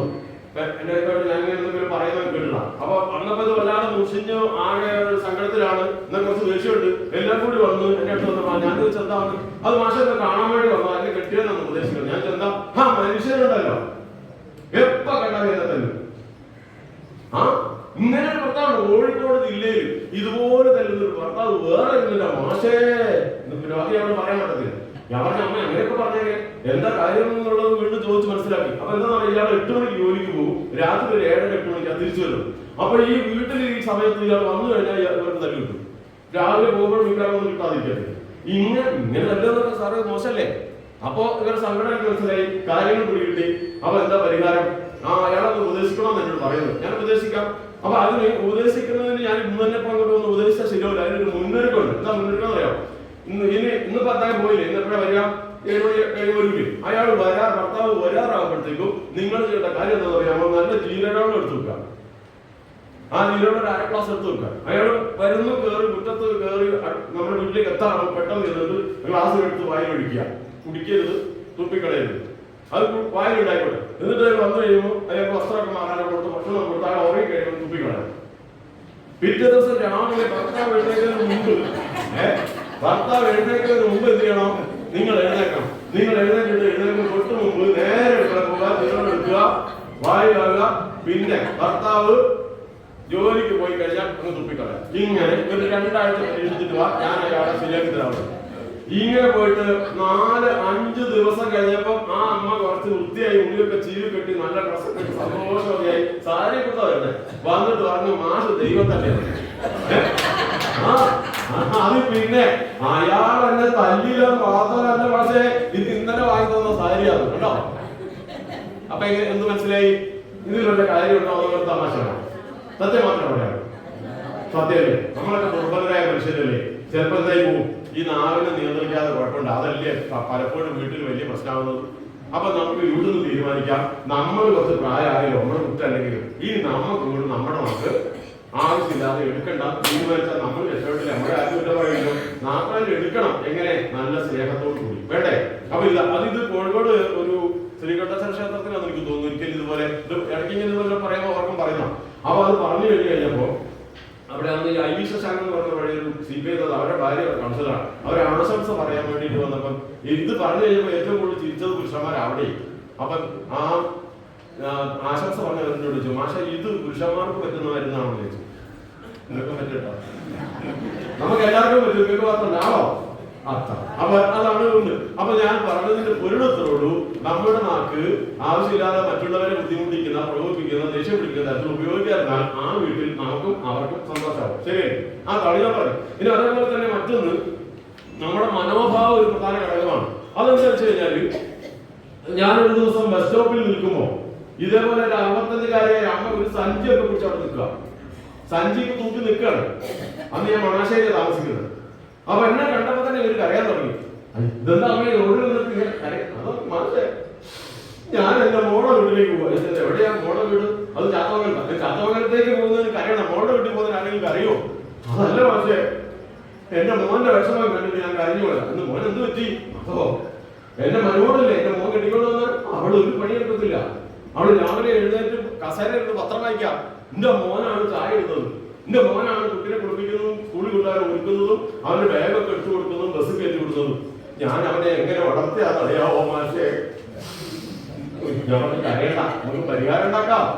പരിഹാരം ഉണ്ടാക്കിയ പോലെ. അപ്പൊ ഇപ്പൊ എവിടെ പോണത്? എവിടെ പോണത്? മോളെ വിട്ടില്ല. അപ്പൊ ഞാൻ ചോദിച്ചു, മക്കളെ കണ്ട് ആ മോൾ അവിടെയാ. അപ്പൊ മോക്ക് എന്താണ്ട്? മോക്ക് സുഖം തന്നെയാണ്. മോക്ക് അവിടെ പരമാനന്ദ മാഷേ. അതെ, അതോ എല്ലാ പണിയും ഓൻ ചെയ്തു. അവിടെ സകല പണി ഓൻ ചെയ്തോളൂ. അപ്പൊ എന്താ പ്രശ്നം മനസ്സിലായോ? ഇത് ഞാൻ ആരോടാ പറയുന്നത്? എന്നോടും നിങ്ങളോടുവാ. അപ്പൊ നമ്മൾ ഇതുപോലെ ശ്രദ്ധിക്കണ്ടേ? മനസ്സിലായോ? നമ്മുടെ കുഴപ്പമില്ല ഇതല്ല. അപ്പൊ നമ്മൾ വീട്ടിൽ വന്ന മരുമകളായാലും ആരായാലും അവരെ എല്ലാം ഒരുപോലെയാണ്. അവരെ പരമാവധി കുറ്റപ്പെടുത്താൻ നിൽക്കാണ്ട്, കുറ്റം കണ്ടാലും മെല്ലെ ഒന്ന് മാറി നിന്നാൽ വല്ല കുഴപ്പമുണ്ടോ? അതാണ്. അതിന് എല്ലാത്തിനും തിരുത്താൻ പോകണ്ട. കാരണം അവര് ന്യൂജന സാറേ. അവര് മുടിയൊക്കെ പ്രത്യേക രീതിയിൽ വെട്ടിക്കൊണ്ട് വരും. എന്റെ മകളുടെ കുട്ടീന്റെ മുടി ഇവിടെ ചെത്തി പറിച്ചിങ്ങനെ കൊണ്ടുവന്നു. സ്കൂളിൽ ചെന്നപ്പോ പ്രിൻസിപ്പാള് ചെന്നാണ് ഞാനല്ലേ കേൾക്കുന്നത്. ഞാൻ വീട്ടിൽ വന്നപ്പോ മകനും മകളും പറയാം, അച്ഛൻ എന്നറിയാം, എനിക്കൊന്നും അറിയില്ല. പിന്നെ ഞാൻ തർക്കിക്കാൻ പോയാൽ അവിടെ പ്രശ്നമില്ല. മനസ്സിലായി ഞാൻ പറഞ്ഞത്? അത് അങ്ങനെ തന്നെയാണ്. പക്ഷെ അത് തന്നെ നിങ്ങളെന്ന് ആലോചിച്ച് നമ്മുടെ കുട്ടിക്കാലത്ത് നമ്മൾ ഏതെല്ലാം വേഷം കെട്ടിയിട്ടുണ്ട്? സത്യം പറയുന്ന ആരെങ്കിലും ഇവിടെ ഉണ്ടോ? ഇല്ലല്ലേ? മനസ്സിലായി? നമ്മുടെ മുടി അതങ്ങനെ, നമ്മുടെ ഷർട്ടൊക്കെ ഓർമ്മ ഉണ്ടാവും ഇല്ലേ? പണ്ടത്തെ ആനക്കാലം അല്ലെങ്കിൽ പല പറഞ്ഞിട്ട് നടന്നതല്ലേ? അപ്പൊ അവരുടെ പ്രായത്തിൽ അവരെങ്ങനെ ആയിക്കോട്ടെ, നമ്മൾ അത് അന്വേഷിക്കാൻ പോകാതെ അവരെ കണ്ടിട്ട് നമ്മൾ അതില് കുറ്റം പറയാൻ നിൽക്കാതിരുന്നാൽ നമുക്ക് അവർ നമ്മളോടുള്ള സ്നേഹം നമുക്ക് അവരോടുള്ള സ്നേഹം വർദ്ധിച്ചു തന്നെ നിൽക്കും. അത് വെറുതെ വിഷമം ഉണ്ടാക്കാതിരിക്കാന്നുള്ള ഞാൻ പറഞ്ഞത്. അപ്പൊ അങ്ങനെയാണ്. പിന്നെ അടുത്തത് സമയം എത്രയായി സാറേ? നിങ്ങൾ പോയിട്ടില്ലേ? അപ്പൊ അടുത്തതായിട്ട് എനിക്ക് പറയാനുള്ളത് നമ്മുടെ മനസ്സ് നന്നാവട്ടെ. മനസ്സ് ശരീരം പറഞ്ഞ് മനസ്സാണ് പറഞ്ഞുകൊണ്ടിരിക്കുന്നത് അല്ലേ? മനസ്സല്ലേ ഏറ്റവും പ്രധാനം? ആണോ സാറേ? ആ ബാങ്കിലിരിക്കുന്നവർ കേൾക്കുന്നുണ്ടോ? അവരോട് ചോദ്യം ചോദിക്കണം. ആ ബാങ്കിലിരിക്കുന്നവർ ചോദിക്കാണ്, പല്ലുവേദന വന്നിട്ട് ആരെങ്കിലും ആത്മഹത്യ ചെയ്താൽ കേട്ടിട്ടുണ്ടോ? അവിടെ വീടുകളിൽ ഉണ്ടോ? ചെവി വേദന, മനസ്സിന് വിഷമം ഉണ്ടായിട്ട് ആരെങ്കിലും ആത്മഹത്യ ചെയ്തോ? ഉണ്ടല്ലേ? അപ്പൊ മനസ്സിന് പ്രശ്നം തന്നെയാണ്. അപ്പൊ ശരീരം മാത്രമാണോ പ്രധാനം? മനസ്സും പ്രധാനമാണ്. അപ്പൊ മനസ്സിന് എന്ത് വേണം? മനസ്സിനും തീർച്ചയായിട്ടും നമ്മൾ മനസ്സിനെ ശുദ്ധമാക്കണം അല്ലെ? മനസ്സ് കേടായാലും കുഴപ്പമില്ലേ? ഈ മനസ്സ് കേടാക്കുന്ന സാധനങ്ങൾ കാമം, ക്രോധം, ലോഭം, മോഹം, മതം, മത്സരം എന്നൊക്കെ പറയുന്ന സാധനങ്ങളാ. കുശുമ്പേ, അസൂയ. നിങ്ങൾക്ക് അസൂയ ഉണ്ടോ? അതറിയാം. അത് മനുഷ്യർക്കെല്ലാം ഉള്ളതാ. ഒരു പാമ്പ് മിന്നാമിനിങ്ങനെ വിഴുങ്ങാൻ പോയത് നിങ്ങൾ കേട്ടിട്ടുണ്ടോ? ഉണ്ടോ? സമയമില്ല, ഓരോ ഉപകഥ പറഞ്ഞു പോകുമ്പോ. അപ്പൊ എപ്പോഴും നിർത്താട്ടോ, അതനുസരിച്ച് നിങ്ങൾ അന്വേഷിച്ചിട്ട് സമയം പറഞ്ഞാൽ മതി. അപ്പൊ പാമ്പ് മിന്നാമിനിങ്ങനെ വിഴുങ്ങാൻ പോവാണ്. അപ്പൊ മിന്നാമിനിങ് പാമ്പിനോട് ചോദിച്ചു, നീ എന്തിനാണ് എന്നെ വിഴുങ്ങുന്നത്? ഞാൻ ഒരു 2 ചോദ്യം ചോദിച്ചോട്ടെ ചോദിച്ചു. ചോദിക്കാൻ പറഞ്ഞു, നീ എന്തിനാണ് എന്നെ വിഴുങ്ങുന്നത്? ഞാൻ നിന്റെ ആഹാര ശൃംഖലയിൽ പെട്ടതാണോ? അല്ല. പിന്നെ ഞാൻ നിന്നെ എന്തെങ്കിലും ഉപദ്രവം ചെയ്തോ? ഇല്ല. പിന്നെ നീ എന്തിനാ എന്നെ വിഴുങ്ങുന്നത്? നിന്റെ തിളക്കം എനിക്ക് സഹിക്കുന്നില്ല. ഇത് മനുഷ്യരുടെ കുഴപ്പ. അങ്ങനത്തെ അസൂയൊന്നും ഇല്ലല്ലോ. സൂക്ഷിച്ചൊക്കെ അറിയാം ഇല്ലല്ലേ? അപ്പൊ നമുക്ക് അത്തരം എന്തെങ്കിലും ഉണ്ടെങ്കിൽ നമുക്ക് തന്നെ അറിയാം. നമ്മളത് തൽക്കാലം മാറ്റി വെക്കണം. മനസ്സിലായോ? അപ്പൊ മനസ്സിനെ ശുദ്ധമായി ഞാൻ പറയുന്നു, ശുദ്ധമായ മനസ്സാണെങ്കിൽ നമുക്ക് സന്തോഷം തനിയെ വരും. ദൈവം ഏറ്റവും കൂടുതൽ അനുഗ്രഹിക്കുന്ന അറിയാം, ഒരു സംശയമില്ലല്ലോ. അതാണ് സത്യം. അപ്പൊ അങ്ങനെ ഈ പറയുന്ന അതിന് ഒരുപാട് മാർഗങ്ങളുണ്ട് നമ്മുടെ മനസ്സിന്റെ ഇത്. അതില് ഇപ്പൊ നേരത്തെ ഞാൻ പറഞ്ഞ കലിയുഗത്തിൽ പറയുന്നത് അറിയാം. കലിയുഗത്തെ കുറിച്ച് പറയുന്നത് ഈ കലിയുഗത്തിന് മുമ്പുള്ള യുഗങ്ങൾ ആദ്യത്തെ യുഗം ഹൃദയുഗമാണ്. അതിൽ പറയുന്നത് ഈ നല്ല മനുഷ്യരെ ദേവനെന്നും മോശക്കാരെ അസുരനെന്നുമാണ് പറയുന്നത്. ദേവന്മാർക്ക് അന്നൊരു ഗ്രഹം, അസുരന്മാർക്ക് അന്ന് വേറെ ഗ്രഹമായിരുന്നു പറഞ്ഞത്. അതായത് സ്വർഗം നരകം. പിന്നെ അത് കഴിഞ്ഞിട്ട് 2 രാജ്യമായിരുന്നാണ്, അയോധ്യയും ലങ്കയും. രാവണനൊക്കെ കണ്ടില്ലേ? അത് കഴിഞ്ഞിട്ട് പിന്നെ എന്താണ് 2 കുടുംബം, കൗരവരും പാണ്ഡവരും. ഇപ്പൊ പറയുന്നത്, അതുകൊണ്ടാണ് ഞാനിപ്പോ അത് പറയുന്നത്, ബാക്കി പറയാനല്ല. ഇപ്പൊ പറയുന്നത് ഈ ദേവനും അസുരനും, അതായത് മോശക്കാരനും കുഴപ്പക്കാരനും ഒരേ മനുഷ്യന്റെ ഉള്ളിൽ തന്നെയാണ്. ശരിയാണ്? ദേവൻ സംശയം ഉണ്ടെങ്കിൽ നമുക്ക് ഇതിൽ നിങ്ങളുടെയൊക്കെ വീട്ടിൽ രാത്രി വൈകുന്നേരം 9 മണിക്ക് ശേഷം വന്ന് നോക്കിയാൽ ഇപ്പൊ എല്ലാവരും ദേവന്മാരാണ്. വളരെ ഡീസന്റാ. ചിലപ്പോ ഒരു 9:30 കൊണ്ട് വന്നാൽ അവിടെ കേൾക്കാം, നിന്നോട് ഞാൻ പലവട്ടം പറഞ്ഞിട്ടില്ലേ ഇതിനകത്ത് ഉപ്പ് ഇത്രക്കിടരുതെന്ന്. അതെന്താ മനുഷ്യ ഇതൊന്നും ഞാൻ നിന്ന് കൂടി പോയാലും അതിനാണോ ചോദ്യം ചെയ്യുന്നത്? അപ്പൊ ഈ പഴയ ഓണിന ടി വിയില്ലേ കൊമ്പ്, അതൊക്കെ വെച്ച് നമ്മൾ ഇത് നിൽക്കാം. ശരിയല്ലേ? അപ്പൊ നമുക്ക് നമ്മുടെ ഉള്ളിൽ ഇത് കിടപ്പുണ്ടല്ലോ. ശരിയല്ല? ഞാൻ പറഞ്ഞത് തെറ്റണ്ട, സത്യമായിട്ടുണ്ട്. അത് നമ്മൾ മനസ്സിലാക്കി തന്നെയാണ് അതിനെ ശുദ്ധീകരിക്കണം. മനസ്സിനെ ശുദ്ധീകരിക്കാനുള്ള ഏറ്റവും നല്ല ഒന്ന് നമ്മുടെ തീർത്ഥാടനം ശബരിമലയ്ക്ക് പോകുന്ന പോലെ തന്നെ ഹജ്ജിന് പോകുന്നവരും ഉമ്മയ്ക്ക് പോകുന്നത് പോലെയുള്ള നന്മ ചെയ്താൽ തീർച്ചയായിട്ടും നമ്മുടെ മനസ്സ് ശുദ്ധാവൂലേ? ഹജ്ജ് ചെയ്തവർക്ക് ഇഷ്ടംപോലുണ്ട്, അവർക്കറിയാലോ. അപ്പൊ അതേപോലെയുള്ള നല്ല കാര്യങ്ങൾ ചെയ്യണം. അതുപോലെ തന്നെ മനുഷ്യ മനസ്സിനെ ശുദ്ധീകരിക്കാൻ കഴിയുന്ന നല്ല നല്ല പുസ്തകങ്ങളൊക്കെ ഉണ്ട്. പുസ്തകം വായിച്ചൊക്കെ എത്രയോ പേര് മാറുന്നില്ലേ? അതുപോലെ നല്ല ക്ലാസ്സുകൾ കേൾക്കാൻ നമുക്ക് സാധ്യതയുണ്ടെങ്കിൽ നല്ല നല്ല വയലുകളൊക്കെ പോലെയുള്ള ക്ലാസ്സുകൾ, അമ്പലത്തിൽ പ്രഭാഷണം, അങ്ങനെയൊക്കെ ഉണ്ടല്ലോ ഓരോരുത്തർക്ക് അവസരങ്ങളുണ്ട്. അത് കേൾക്കുമ്പോൾ മനസ്സിനെ ശുദ്ധീകരിക്കാൻ കഴിയും. അപ്പൊ അങ്ങനെ പറഞ്ഞു വരുമ്പോൾ എനിക്ക് തോന്നുന്നത്, സമയം നോക്കി എനിക്ക് ഒരു ഉദാഹരണമായി കുറച്ച് സമയം കിട്ടുന്നതെന്ന് പറയുന്നവരുണ്ടോ, അത് നമ്മുടെ സ്വന്തം മഹാത്മാഗാന്ധിയില്ലേ, മഹാത്മാഗാന്ധിയുടെ എന്റെ സത്യാന്വേഷണ പരീക്ഷണങ്ങൾ എന്നാണ് അതിന്റെ ആത്മകഥ.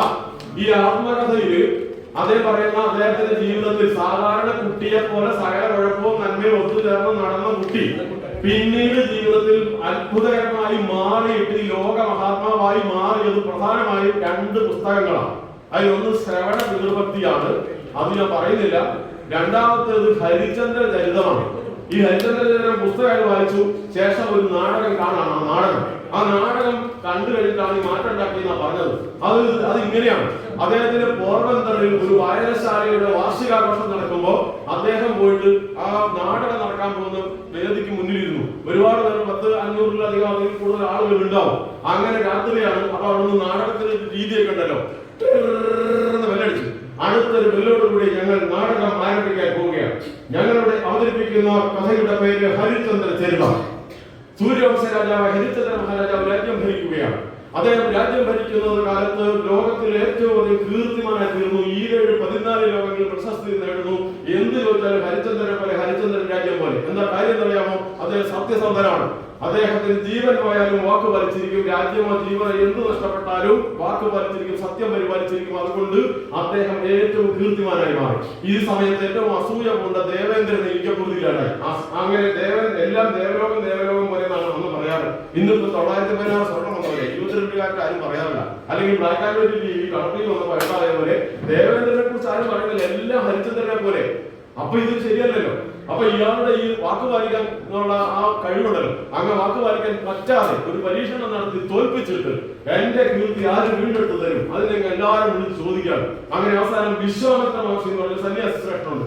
അതേ പറഞ്ഞ് നാം ഏറ്റുന്നു, ഞാൻ ശരിയായി തരാം. ഹരിചന്ദ്ര മഹാരാജാവിന് ഒരു പരീക്ഷണം നടത്തി തോൽപ്പിച്ചിട്ട് നിങ്ങളുടെ കീർത്തി അങ്ങോട്ട് എടുത്തരാമോ, നടക്കാൻ പറ്റുന്ന കാര്യമാണ്. ഓ ശരി, ഞാൻ ഏറ്റെന്ന് പറഞ്ഞു. എന്നാ ഓക്കെ.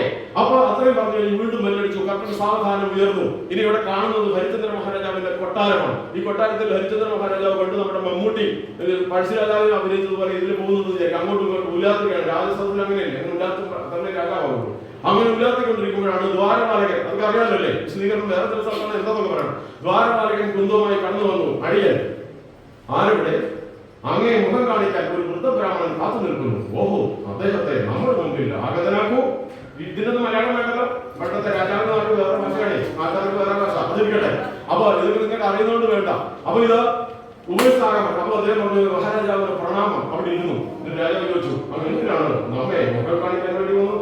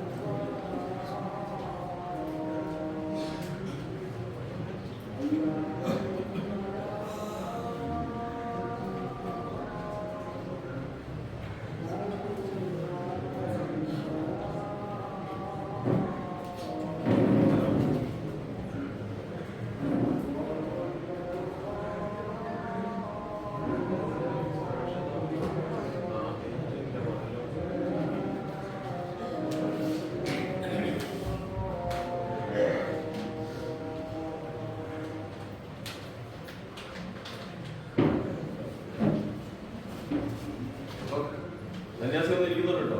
ഈ വിശ്വാമിത്രൻ വന്നത് വേഷം മാറിയില്ല, വൃദ്ധബ്രാഹ്മണന്റെ വേഷത്തിൽ പരീക്ഷിക വന്നാണോ? അപ്പൊ രാജാവ് ചോദിച്ചു, അങ്ങ് എന്തിനാണ് മുഖം കാണിക്കാൻ വേണ്ടി വന്നത്? മഹാരാജൻ, എന്റെ മകളുടെ വിവാഹത്തിന് ഒരു സഹായം ചോദിക്കാൻ വേണ്ടി വന്നതാണ്. ഓഹോ, മകളുടെ വിവാഹത്തിന് സഹായമാണോ അങ്ങേക്ക് വേണ്ടത്? എങ്കിൽ അങ്ങ് പോയി മകളുടെ വിവാഹം നിശ്ചയിച്ചിട്ട് വന്നോളൂ.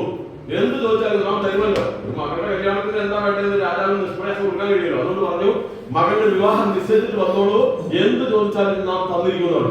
എന്ത് ചോദിച്ചാലും നമുക്ക് തരുമോ? തീർച്ചയായും. പറഞ്ഞത് ഹരിചന്ദ്ര മഹാരാജാവാണ്. നാം ജീവിച്ചിരിക്കുന്നെങ്കിൽ വാക്ക് പാലിച്ചിരിക്കും, അങ്ങ് ധൈര്യമായി പൊക്കോളൂ. അങ്ങേക്ക് പ്രണാമം. ആ ബ്രാഹ്മണൻ പോയി, വൃദ്ധബ്രാഹ്മണൻ പോയി. കർട്ടൻ വീണ്ടും താണു. വീണ്ടും കർട്ടൻ അടുത്ത രംഗം. വീണ്ടും ദ്വാരപാലകൻ വന്നിട്ട് അങ്ങയെ മുഖം കാണിക്കാൻ വേണ്ടി വൃദ്ധബ്രാഹ്മണൻ കാത്തു നിൽക്കുന്നു. അദ്ദേഹത്തെ ആഗതനാക്കു വരുന്നു, ഓടിപ്പാകാൻ പറഞ്ഞിരുന്നു. അതിൽ രാജാവ് വീണ്ടും ചോദിച്ചു, അങ്ങ് എന്തിനാണ് വീണ്ടും നമ്മെ മുഖം കാണിക്കാൻ വേണ്ടി വന്നത്? മഹാരാജൻ, എന്റെ മകളുടെ വിവാഹം നിശ്ചയിച്ചിരിക്കുന്നു, അതുകൊണ്ട് അങ്ങ് തരാമെന്ന് പറഞ്ഞത്. എന്താണ് അങ്ങേക്ക് വേണ്ടത്? എന്ത് ചോദിച്ചാലും തരുമെന്നല്ലേ അങ്ങ് പറഞ്ഞത്? അതെ, പറഞ്ഞത് ഹരിചന്ദ്ര മഹാരാജാവാണ്. അങ്ങ് ചോദിച്ചോളൂ, എന്ത് ചോദിച്ചാലും നാം തന്നിരിക്കും. ഇത് കഴിഞ്ഞപ്പോൾ ഈ സാധു ബ്രാഹ്മണൻ മുഖഭാവം കൊണ്ട് മാറി. പണ്ടൊരു വാമനൻ വന്നത് കേട്ടില്ലേ, മഹാബലിനെ കൊണ്ടുപോയി? അതുപോലെ ഭാവം മാറി വന്ന് അദ്ദേഹം എഴുന്നേറ്റ് എന്ന് പറഞ്ഞു, എങ്കിൽ അങ്ങയുടെ രാജ്യം മുഴുവൻ, ചെങ്കോലും കിരീടവും സിംഹാസനം അടക്കമുള്ള സകല സ്വത്തുക്കളും നമുക്കിപ്പോൾ കിട്ടണം. രാജാവ് ഞെട്ടിപ്പോയി. ഈ ചോദ്യം പ്രതീക്ഷിച്ചില്ല. രാജാവ് എന്ത് ചെയ്യണം അറിയാതെ നിന്ന് വേർക്കാണ്. അപ്പോൾ ആ ബ്രാഹ്മണൻ പറഞ്ഞു, അങ്ങ് തരില്ലല്ലേ, അത് മനസ്സിലാകുന്നുണ്ട്. എങ്കിൽ നാം ഇതാ പോകുന്നു. തിരക്കൂട്ട പോയാൽ എന്താ ഗുണം? വാക്ക് പാലിച്ചില്ല, ഹരിചന്ദ്രൻ തോറ്റു, ഹരിചന്ദ്രന്റെ കീർത്തി നഷ്ടപ്പെടും. പെട്ടെന്ന് രാജാവിന് സ്ഥലകാലബോധം വീണ്ടും കിട്ടി. അത് പെട്ടെന്ന് പറഞ്ഞരുത്, അങ്ങ് പോകരുത്. നാം ഇതാ എന്റെ എല്ലാവിധ സ്വത്തുക്കളും, രാജ്യവും ചെങ്കോലും കിരീടവും അടക്കമുള്ള സകല സ്വത്തുക്കളും അങ്ങേക്ക് ഇതാ ദാനം ചെയ്തിരിക്കുന്നു. അപ്പൊ ഈ ബ്രാഹ്മണൻ നല്ല ചിരിക്കാണ്. അങ്ങെന്താണ് ചിരിക്കുന്നത്? കാരണമുണ്ട്. താങ്കൾ ഇവിടെ നിർവഹിച്ചത് ദാനമല്ല. ഈ രാജ്യത്ത് അതിനൊരു വ്യവസ്ഥയുണ്ട്. ദാനം നിർവഹിക്കുന്നതിന് മുമ്പ് ദക്ഷിണ വെക്കണം. കല്യാണം കഴിക്കുന്നതിന് താലി കെട്ടുന്നത് കേട്ടില്ല ഹിന്ദുക്കളൊക്കെ, നമുക്കുണ്ടോ എനിക്ക് കെട്ടാൻ അറിയില്ല കേട്ടോ. അങ്ങനെ ഒരു വ്യവസ്ഥ ഉണ്ടല്ലോ ഓരോന്നിനും. ഇവിടെ നിങ്ങൾ സകല സ്വത്തുക്കളും നമുക്ക് തന്നില്ലേ, അത് ദാനമല്ല. നിങ്ങൾ അതിന് മുന്നേ ദക്ഷിണ വെക്കണം. അതിന് വളരെയധികം 18 ഭാരങ്ങളൊക്കെ പറയുന്നത് വളരെയധികം അളവിലുള്ള സ്വർണം ദക്ഷിണ വെക്കണമായിരുന്നു. ഇനി ദക്ഷിണ വെക്കാൻ താങ്കളുടെ കയ്യിൽ വല്ലതുമുണ്ടോ? അതുകൊണ്ട് താങ്കൾ നൽകിയത് ദാനമല്ല, താങ്കൾ വാക്ക് പാലിച്ചിട്ടില്ല. ഇതോളം താങ്കൾ 14 ലോകവും കെട്ടിപ്പോക്കിയ സകലമായ കീർത്തികൾ ഇതാ ഇവിടെ അസ്തമിക്കാൻ അരുത്. അങ്ങനെ പറയരുത്. നമുക്ക് 1 മാസത്തെ അവധി തരണം. 1 മാസത്തെ അവധി തന്നാൽ നാം ദക്ഷിണ വെച്ചോളാം. അപ്പൊ ഈ അപേക്ഷ കേട്ടപ്പോ ആ വിശ്വാമിത്രനാകുന്ന ബ്രാഹ്മണൻ പറഞ്ഞു, ശരി, താങ്കൾക്ക് 1 മാസത്തെ അവധി തരും. 1 മാസമല്ല, 1 വർഷം കൊടുത്താലും ഇത്രയേറെ സ്വർണ്ണം ഇനി ഉണ്ടാക്കാൻ ഈ രാജാവിന് സാധ്യമല്ലെന്ന് തിരിച്ചറിയുന്നത് കൊണ്ട് അവധി കൊടുത്തു. 1 മാസം അത് കഴിഞ്ഞ് നാം വരും. അപ്പോൾ ദക്ഷിണ തന്നിട്ടില്ലെങ്കിൽ താങ്കളുടെ കീർത്തി അതോടെ അവസാനിച്ചിരിക്കും. നാം സമ്മതിച്ചിരിക്കുന്നു എന്ന് പറഞ്ഞു. ആ ബ്രാഹ്മണനോട് പോയി. എന്നിട്ട് രാജാവ് അങ്ങോട്ടും ഇങ്ങോട്ടും വേർത്ത കൊട്ടാരത്തിൽ ഉയർത്തുകയാണ്. ഈ സമയം കൊട്ടാരത്തിന്റെ അന്തഃപുരത്തിൽ ഉണ്ടായിരുന്ന അദ്ദേഹത്തിന്റെ ധർമ്മപത്നി ചന്ദ്രമതി വിവരം അറിഞ്ഞു. ചന്ദ്രമതി ഓടിപ്പാഞ്ഞ് അവിടെ വരികയാണ്. അവർ വന്നിട്ട് ചോദിക്കുകയാണ്, മഹാരാജൻ, അങ്ങ് എന്തിനാണ് ഇങ്ങനെ വിഷമിക്കുന്നത്? അങ്ങ് എന്തിനാണ് ഇങ്ങനെ വേവലാതി കൊള്ളുന്നത്? അവർക്ക് അറിഞ്ഞില്ലേ, നമുക്ക് വാക്ക് പാലിക്കാൻ കഴിഞ്ഞില്ല. നമുക്ക് ജീവനേക്കാൾ പ്രധാനം വാക്ക് പാലിക്കുകയാണ്. അതിന് സാധിച്ചിട്ടില്ല. അതാണ് നമ്മുടെ സങ്കടം. അതിന് അങ്ങ് ഇങ്ങനെ വിഷമിച്ചിട്ട് കാര്യമുണ്ടോ? നമുക്ക് എന്തെങ്കിലും ഒരു വഴി കണ്ടുപിടിക്കണം. അവധിക്ക് എന്തെങ്കിലും ഒരു വഴി പറയാനുണ്ടോ? രണ്ടുപേരും ആലോചിച്ചൊടുവിൽ ചന്ദ്രമതി പറഞ്ഞു, ഞാനൊരു വഴി പറയാൻ പോവാണ്. അങ്ങക്ക് വാക്ക് പാലിക്കുക എന്നുള്ളത് ജീവനേക്കാളും പ്രധാനമാണെന്ന് നമുക്കറിയാം. അതുകൊണ്ട് നാം പറയാൻ പോകുന്ന വഴി അങ്ങ് അരുതെന്ന് പറയരുത്. ആ അവധി പറയൂ. എങ്കിൽ അങ്ങ് ഒരു കാര്യം ചെയ്യണം. നമ്മയും മകനെയും കൊണ്ടുപോയി വിൽക്കണം. എന്നിട്ട് ആ പണം കൊണ്ട് ദക്ഷിണ കൊടുക്കണം. അന്ന് മനുഷ്യരെ വിറ്റാൽ പണം കിട്ടും. അടിമക്കച്ചവടമുള്ള കാലമാണ്. ലോഹിദാസ് എന്ന് പറഞ്ഞ മകനെയും എന്നെ കൊണ്ട് 8 വയസ്സുള്ള കുട്ടിയാ കൊണ്ട് വിൽക്കാൻ പറഞ്ഞു. രാജാവിന് വേറൊരു നിവൃത്തിയില്ലാത്തത് കൊണ്ട്, മറ്റൊരു മാർഗമില്ലാത്തതുകൊണ്ട് ഏറ്റവും പ്രിയങ്കരിയായ ഭാര്യ, സ്നേഹസമ്പന്നനായ പുത്രൻ, രണ്ടുപേരെയും മനസ്സിലാവശ്യോടെ കൂട്ടി കാശി പട്ടണത്തിൽ കൊണ്ടുപോയി ആ മാർക്കറ്റിൽ വിളിച്ചു പറഞ്ഞതാ, ഇവരെ രണ്ടുപേരെയും നാം ഇവിടെ വിൽക്കുകയാണ്. പലരും വന്നു. അവസാനം ഒരു ബ്രാഹ്മണൻ വന്നു വില പറഞ്ഞു. ആ വില പറഞ്ഞ വിലക്ക് അവർക്ക് വിറ്റു. ഈ രണ്ടുപേരെയും ആ ബ്രാഹ്മണൻ കൊണ്ടുപോകുന്നത് അടുക്കള പണിക്കാണ്, തൊഴിലായിട്ട്. ആ ചന്ദ്രമതിയെ കൂട്ടിക്കൊണ്ടുപോകും. നമ്മൾ ആ ചന്ദ്രമതിയെ നോക്കണം. ആ ചന്ദ്രമതി കടന്നു പോകുന്നത് ഭാര്യാധർമ്മം നിറവേറ്റിയതിന്റെ തികഞ്ഞ ചാരിതാർത്ഥത്തോടെയാണ്. ആരാണ് ചന്ദ്രമതി? 14 ലോകങ്ങളും പ്രശസ്തി നേടിയ രാജ്യത്തിന്റെ പട്ടമകക്ഷി നിരവധി തോഴിമാർ വട്ടത്തിൽ നിന്ന് വെഞ്ചാമരത്തിൽ പരിനീർ മുക്കി വീശി ഉറക്കിയിരുന്ന രാജകീയ സൗഭാഗ്യങ്ങളുടെ നടുവിൽ നിന്ന് ഭാര്യാധർമ്മം നിറവേറ്റാൻ വേണ്ടി ചാരിതാർത്ഥ്യത്തോടെ അടുക്കള പണിക്ക് പോകുന്ന അതിമനോഹരമായ രംഗം.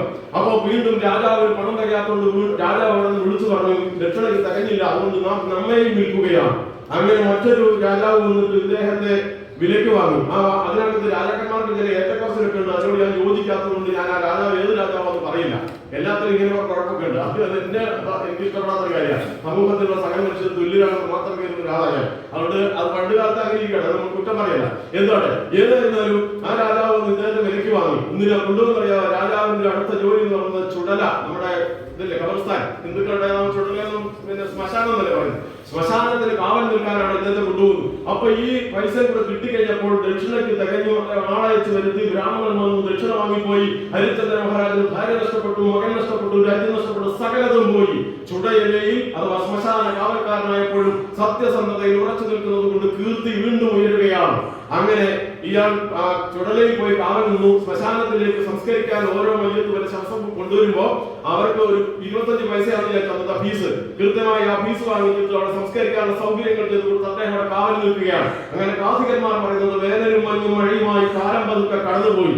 അതിനെ അവിടെ നിന്ന് വെയിലും മഴയും മഞ്ഞുമെല്ലാം കൊണ്ടുനിന്ന് ചുടലയിൽ കാവൽ നിന്ന് താടിയും മുടിയും എല്ലും തോലുമായി മുഖമൊക്കെ കണ്ണൊക്കെ കുഴിഞ്ഞ് ആര് കണ്ടാലും തിരിച്ചറിയാൻ കഴിയാത്ത കോലത്തിലേക്ക് അദ്ദേഹം എത്തിപ്പോയി. അതുപോലെ ചന്ദ്രമതി അടുപ്പിൽ വിറകെല്ലാം വെച്ച് കത്തിച്ച് പാത്രം കഴുകി പണിയെടുത്ത് അവരും കണ്ണുകളുടെ തിളക്കം നഷ്ടപ്പെട്ടു മെലിഞ്ഞുണങ്ങി അസ്ഥിമഞ്ജനമായി ആർക്ക് കണ്ടാലും തിരിച്ചറിയാൻ കഴിയാതെ അങ്ങനെ കടന്നു പോവുകയാണ്. പക്ഷെ ദേവേന്ദ്രൻ വീണ്ടും വിശ്വാമിത്ര മഹർഷിയെ വിളിച്ചു, ഇത്രയും കാലം പിന്നിട്ടിട്ടും താങ്കൾ വിജയിച്ചില്ല. ഹരിചന്ദ്രൻ ചുടലയിലെത്തിയിട്ടും അദ്ദേഹം ഇപ്പോഴും കീർത്തിമാനാണ്, നിങ്ങളെ കൊണ്ട് സാധിച്ചിട്ടില്ലാന്ന്. നാം ഒരു പരീക്ഷണം കൂടി നടത്തട്ടെ, ശരിയാക്കി തരാമെന്ന്.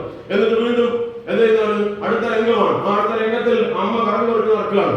അമ്മയും കുഞ്ഞുമുണ്ട് കൂടുതൽ ലോഹിതാശനും. അങ്ങനെ അടുപ്പിൽ വെള്ളം എത്തിക്കാൻ വേണ്ടി തരഞ്ഞു നടക്കുന്ന വൈകുന്നേരമാണ്. കുറച്ചു നേരം കഴിഞ്ഞപ്പോ ഈ കുട്ടിയെ കാണുന്നില്ല. ആ അമ്മ കുട്ടിയെ നോക്കി വിളിച്ചു, മോനെ ലോഹിയെ, എന്റെ കുഞ്ഞെ, എന്റെ ലോഹിയോടെ. ഈ അമ്മയ്ക്ക് നീ മാത്രമേ മോനെ, നീ എവിടെയാ? എന്റെ കുഞ്ഞിനെ കണ്ടോ? എന്റെ ലോഹിയെ കണ്ടോ? മോനെ, എന്റെ ലോഹിയെ. തെരഞ്ഞു നടന്നു. ആ കുട്ടിയോടെ കിടക്കുന്നു. ഓടി ചെന്ന് കുറ്റിക്കാട്ടിൽ കുട്ടി കിടക്കാണ്. ചെന്ന് നോക്കിയപ്പോ നീല നിറമായി കിടക്കാണ്. പാമ്പ് കടിയേറ്റ് മരിച്ചു കിടക്കുന്നു കുട്ടി. ആ അമ്മ പൊട്ടിക്കരഞ്ഞു പോയി. ആ കുഞ്ഞിനെ എടുത്ത് മടിയിൽ വെച്ച് പൊട്ടിക്കരഞ്ഞു. ദൈവമേ, നീ എനിക്ക് പോലും ബാക്കി വെച്ചില്ലല്ലോ. ഈശ്വര, ഇതെന്തൊരു വിധിയാണ്. കുറെ നേരം കരഞ്ഞ് ഒരുവിധം സമാധാനിച്ച ശേഷം ആ ജഡവുമെടുത്ത് നടന്ന് നേരെ ചുടലയിലെത്തി. ചുടലയ്ക്ക് മുമ്പ് അവരുടെ വീട്ടിൽ വേലയ്ക്ക് നിൽക്കുന്ന വീട്ടിൽ പോയിട്ട് വീട്ടുകാരോട് ചോദിക്കുന്നുണ്ട്, 25 പൈസ തരുമോ, നീ ഇവിടെ പണം ഏൽപ്പിച്ചിട്ടുണ്ട്, ഇറങ്ങിപ്പോയി എന്ന് പറഞ്ഞാൽ അദ്ദേഹം അവിടെ ദുഷ്കരം പുറത്താക്കി. ചുടലയിൽ കൊടുക്കാൻ വേണ്ടി ചോദിച്ചതാ. പിന്നെ കൈ പണമില്ലാത്തതുകൊണ്ട് ചുടലയുടെ പിന്നിൽ കൊണ്ടുപോയി ശബ്ദമുണ്ടാക്കാതെ കുട്ടികളെ കിടത്തി. അവിടെ അനുവാദം ചോദിക്കാൻ പോയാൽ 25 പൈസ കൊടുക്കാൻ നിവൃത്തിയില്ലാത്തതുകൊണ്ട് ആരും അറിയാതെ കുട്ടിയെ ദഹിപ്പിക്കാൻ ശ്രമിക്കുകയാണ്. നേരത്തെ ഉണ്ടായിരുന്ന കത്തുന്ന ചിതയിൽ നിന്ന് തീക്കോള്ളികളെടുത്ത് ചിതയെടുക്കാൻ തുടങ്ങുമ്പോ കാവൽക്കാരൻ ശബ്ദം കേട്ട് നോക്കി. ആരെവിടെ? നമ്മുടെ അനുവാദമില്ലാതെ ചുടലയിൽ ആരാണ് പ്രവേശിച്ചത്? അവർ ഞെട്ടി കൈകൾ കൂപ്പി വിറച്ച് മുന്നോട്ട് വന്നിട്ട് പറഞ്ഞു, ഞാനൊരു പാവ സ്ത്രീയാണ്. നിങ്ങൾ പാവ സ്ത്രീയാണെങ്കിൽ ചുടലയിൽ നിന്ന് പ്രവേശിച്ചു. എന്റെ കുഞ്ഞ് മരിച്ചുപോയി. ആ കുഞ്ഞിനെ ദഹിപ്പിക്കാൻ വേണ്ടി വന്നതാണ്. അതുകൊണ്ട് അങ്ങ് അനുവദിക്കണം. സാധ്യമല്ല. നിങ്ങളുടെ കുഞ്ഞിനെ ദഹിപ്പിക്കണമെങ്കിൽ എന്റെ അനുവാദം വാങ്ങണ്ടേ? ഫീസ് കെട്ടി വെക്കണ്ടേ? അതെന്താണ് ചെയ്യാത്തത്? ഒരു നിവൃത്തിയില്ലാത്ത അമലയാണ് ഞാൻ. എന്റെ കയ്യിൽ പണമില്ലാത്തത് കൊണ്ടാണ്. അങ്ങ് അനുവദിക്കണം. സാധ്യമല്ല. നിങ്ങൾ ഇവിടെ ഫീസ് കെട്ടാതെ അനുവദിക്കുന്ന പ്രശ്നമില്ല. വീണ്ടും അവർ കരഞ്ഞു പറഞ്ഞു. അപ്പോൾ അവൽക്കാരൻ പറഞ്ഞു, നിങ്ങളുടെ കയ്യിൽ ഒരു പണമില്ലെന്ന് എനിക്കറിയാം. പക്ഷേ എന്നെ ഈ ജോലി ഏൽപ്പിച്ച രാജാവിനോട് കള്ളം പറയാൻ സാധ്യമല്ലാത്തത് കൊണ്ട് മാത്രം നിങ്ങളുടെ കുഞ്ഞിനെ ദഹിപ്പിക്കാൻ ഞാൻ അനുവദിക്കില്ലെന്ന് 10 ശവദാഹങ്ങൾ നടന്നാൽ ഞാൻ 9 പറയണ്ടേ? അത് സാധ്യമല്ലാത്തത് കൊണ്ട് ഞാൻ അനുവദിക്കില്ല എന്ന് ഉറച്ചു നിൽക്കുന്ന കാവൽക്കാരന് മുമ്പിൽ സർവ്വം നഷ്ടപ്പെട്ട അമ്മ പൊട്ടിക്കരഞ്ഞു പോയി. എൻ ജീവിതാശയുടെ അന്തിമവായു വീശി കത്തിച്ചതാണു ചിതയൻ മകനെ ചുടാനായി. രക്ഷിക്കണം കരുണ ചെയ്തൊരു വസ്തു അങ്ങേക്കർപ്പിക്കുവതിന് എന്നുടെ പേരില്ല. എന്റെ ജീവിതത്തിന്റെ അവസാനത്തെ ശ്വാസബോധി കത്തിച്ചതാണ് ചിത. എന്റെ കുഞ്ഞിനെ ദഹിപ്പിക്കാൻ അനുവദിച്ചേ മതിയാകൂ എന്ന് പൊട്ടിക്കരഞ്ഞു നിൽക്കുകയാണ് മാതാവ്. ആ കാവൽക്കാരൻ ദയനീയമായി സൂക്ഷിച്ചു നോക്കി. എന്ന് പറഞ്ഞെങ്കിൽ നിങ്ങളുടെ കഴുത്തിൽ കിടക്കുന്ന ആ താലി കൊണ്ട് തന്നോളൂ. എന്താ? എന്റെ താലിയോ? അങ്ങ് ആരാണ്? താലി ചോദിക്കുമ്പോ നാം ആരാണെന്ന് അറിയേണ്ട കാര്യമെന്ത്? എന്താ പ്രശ്നം? പ്രശ്നമുണ്ട്. എന്റെ കഴുത്തിൽ താലി കെട്ടിയ എന്റെ ഭർത്താവിനല്ലാതെ മറ്റാർക്കും ഈ താലി കാണാൻ സാധ്യമല്ല. അതുകൊണ്ടാണ് ഞാൻ ചോദിക്കുന്നത്, അങ്ങ് ആരാണ്? ആ കാവൽക്കാരെ സൂക്ഷിച്ചു നോക്കി. നീ ചന്ദ്രമതിയാണോ? അതെ. ഞാൻ നിന്റെ ഹരിചന്ദ്രനല്ലേ. രണ്ടുപേരും തിരിച്ചറിഞ്ഞു, സന്തോഷാശ്രുക്കളോടെ ആലിംഗനബദ്ധരായി നിൽക്കുകയാണ്. ആ സ്റ്റേജിൽ പിന്നീട് ദൈവം പ്രത്യക്ഷപ്പെടുന്നതാണ് കാണിക്കുന്നത്. ദൈവം പ്രത്യക്ഷപ്പെട്ടു, ആ മകന് പുനർജന്മം നൽകി, സകല സ്വത്തുക്കളും തിരിച്ചു നൽകി, എന്നിട്ട് ഒരു അനുഗ്രഹം കൊടുത്തു. ഹരിചന്ദ്ര, നിന്റെ നാമം ആചന്ദ്രതാരം നിലനിൽക്കും. എന്താ കാര്യം? നേരത്തെ കണ്ടതുപോലെ മകനും അതുപോലെ ഭാര്യയും നഷ്ടപ്പെട്ടപ്പോഴും ഈ ലോകത്തിലെ സകല സമ്പത്തും നഷ്ടപ്പെട്ട് ചുഴലിലെത്തിയിട്ട് സത്യസന്ധതയിൽ വിട്ടുവീഴ്ചയില്ലാതെ ഉറച്ചു നിന്ന ഹരിചന്ദ്ര മഹാരാജാവിന്റെ മുന്നിൽ സകല പരീക്ഷണങ്ങളും അമ്പേ പരാജയപ്പെട്ടു. അങ്ങനെ അദ്ദേഹത്തിന് ഇങ്ങനെയുള്ള കീർത്തി നൽകി മനുഷ്യൻ ജീവിച്ചിരിക്കുന്നവർക്കോളം ഹരിചന്ദ്രനെ ആരും മാറ്റിയിൽ അനുഗ്രഹം കൊടുത്ത് സ്റ്റേജുമല്ലേ കർട്ടൻ താഴുന്നു. എല്ലാവരുടെയും കണ്ണുകളിൽ നിന്ന് പലവട്ടം ചൂട് കണ്ണുനീർത്തുള്ളികൾ താഴുന്നു. കൂട്ടത്തിൽ നമ്മൾ കൊണ്ടേറ്റിയ മോഹൻദാസ് കരംചന്ദ് ഉണ്ട്. ആ മോഹൻദാസ് കരംചന്ദ് ഗാന്ധി എന്ന 12കാരന്റെ കണ്ണുകളിൽ നിന്നും നിരവധി തവണ കണ്ണുനീർത്തുള്ളികൾ താഴെ വീണു. അത് മാത്രമല്ല സംഭവിച്ചത്, പ്രിയപ്പെട്ട സഹോദരി സഹോദരന്മാരെ, ആ 2.5 മണിക്കൂർ നീണ്ട നാടകത്തിനിടയിൽ ആ കുട്ടിയെ തീരുമാനമെടുത്തു, ഇനി എന്റെ ജീവിതത്തിൽ എത്ര കാലം ബാക്കിയുണ്ടോ ആ ജീവിതത്തിൽ ഒരിക്കൽ പോലും ഞാൻ കള്ളം പറയില്ല, സത്യം വിട്ട് എനിക്ക് ഇനി ഒരു ജീവിതമില്ലെന്ന് അന്നെടുത്ത തീരുമാനം 1948 ജനുവരി 30 നാം അദ്ദേഹത്തെ സ്വർഗത്തിലേക്ക് അയക്കുന്നത് വരെ കൈപ്പിടിയിൽ നിന്ന് ചോർന്നു പകൽ സൂക്ഷിച്ചപ്പോൾ നമ്മുടെയൊക്കെ വീട്ടിൽ ഒരു സാധാരണ കുട്ടിയെ പോലെ ജീവിച്ച കുട്ടി ഇന്ത്യയുടെ മാത്രമല്ല ലോകത്തിന്റെ മഹാത്മാവായി മാറി. ശരിയല്ലേ? ആ വലിയ മഹാത്മാവായി എത്തിച്ചത് ഈ ഒരൊറ്റ നാടകത്തിന്റെ സ്വാധീനമാണെങ്കിൽ പ്രിയരെ, നമുക്കും നമ്മുടെ സങ്കടങ്ങളൊക്കെ അകറ്റി മനസ്സിൽ നന്മകൾ നിറയ്ക്കാൻ ഇതുപോലെ നല്ല നല്ല പ്രവാചകന്റെ കഥകളും അതുപോലെ എന്തെല്ലാം ഉണ്ട്. എല്ലാ മതക്കാർക്കും മതത്തിൽ പെടാത്തതുമായ നല്ല നല്ലതില്ലേ? അത് ഇടയ്ക്കിടയ്ക്ക് വായിക്കാൻ നിങ്ങൾ തയ്യാറാകുമെന്ന് ഞാൻ വിശ്വസിച്ചോട്ടെ. ഇല്ല, അപ്പൊ ഇങ്ങനെയൊക്കെയുള്ള നല്ല നല്ല കാര്യങ്ങളൊക്കെ തീർച്ചയായിട്ടും നമ്മുടെ ജീവിതത്തിൽ പകർത്താൻ സാധിക്കാൻ നമ്മൾ രക്ഷപ്പെടുമെന്നാണ് ഞാൻ പറഞ്ഞത്. പിന്നെ വേറൊരു പ്രധാനപ്പെട്ട കാര്യം ഞാൻ ചുരുക്കാം. ഞാൻ ചുരുക്കുന്നു, ഞാൻ നേടുന്നില്ല, ഇല്ല തീർത്തു. അപ്പൊ ഇനി അങ്ങനെ പറഞ്ഞു മുന്നോട്ട് പോയാൽ ശരിയാവില്ല, എനിക്കും നിങ്ങൾക്കൊക്കെ ഓക്കെ. അപ്പൊ ഞാൻ പറഞ്ഞു, ഇനി ഏറ്റവും പ്രധാനപ്പെട്ടത് നമുക്ക് സന്തോഷം നൽകുന്ന 1-2 കാര്യം ചേർത്തേ ഉള്ളൂ. അതെന്താ നിങ്ങൾക്ക് അറിയുന്ന ഒരു കാര്യമാണ്. നമ്മളെ ഏറ്റവും സന്തോഷിപ്പിക്കുന്ന ഒരു കാര്യം ദാനമല്ലേ? ഇവിടെ നിങ്ങളെല്ലാം അതല്ലേ പറഞ്ഞത്? അല്ലെ സഹോദരി? ഇവരെല്ലാം പറഞ്ഞത് ദാനം, കൈത്താൻ അല്ലെ? ആശ്വാസ നടപടികൾ ശരിയല്ലേ? അതും നമുക്ക് ആകാവുന്നവരൊക്കെ ചെയ്യണം. അതിന് നിങ്ങൾ ചെയ്യുന്നുണ്ടല്ലോ, നിങ്ങളോട് ഞാൻ എന്ത് പറയാനാ? പക്ഷെ എന്നാലും എന്റെ റുക്കിയ സഹോദരി എന്ന് പരിചയപ്പെടുത്തിയില്ലേ എനിക്കൊരു സങ്കടമില്ലേ? പറഞ്ഞോട്ടെ, നമുക്കൊരു റുക്കിയ സഹോദരി ഉണ്ട് നാട്ടിലാണ്, കാരമില്ല. പറഞ്ഞോട്ടെ സുഹൃത്തുക്കളെ, കഴിഞ്ഞ കോവിഡ് കാലം ഓർമ്മയുണ്ടല്ലോ, മറന്നുപോയല്ലേ? മുഖത്തോട് മുഖം നോക്കി തിരിക്കാൻ പറ്റാത്ത ഒരു കാലം ലോകത്തിൽ ആകെണ്ടായത് ഇപ്പോഴാണ്. അപ്പോ അങ്ങനെ വിജയനും ഭാര്യയും കാരമൂല അങ്ങാടിയിൽ വിജയനും ഭാര്യയും തയ്യൽ ജോലി നടത്തി വരികയാണ്. 65 വയസ്സ് അപ്പുറം ചെറിയ വ്യത്യാസമുണ്ട് 2 പേർക്കും. മക്കളില്ലാത്ത കുടുംബം. അവർ തയ്യൽ ജോലി നടത്തുന്ന വാടകയ്ക്കെടുത്ത മുറിയിലാണ്, താമസം അവിടെ തന്നെയാണ്. 2-3 കൊല്ലത്തോളം ഇങ്ങനെ കോവിഡ് നിരന്ന് നിന്ന് വാടക കൊടുക്കാതെ കുടിശ്ശിക മൂത്ത് കെട്ടിടോടമ നല്ലയാളായതുകൊണ്ട് ഇറങ്ങിപ്പോകാൻ.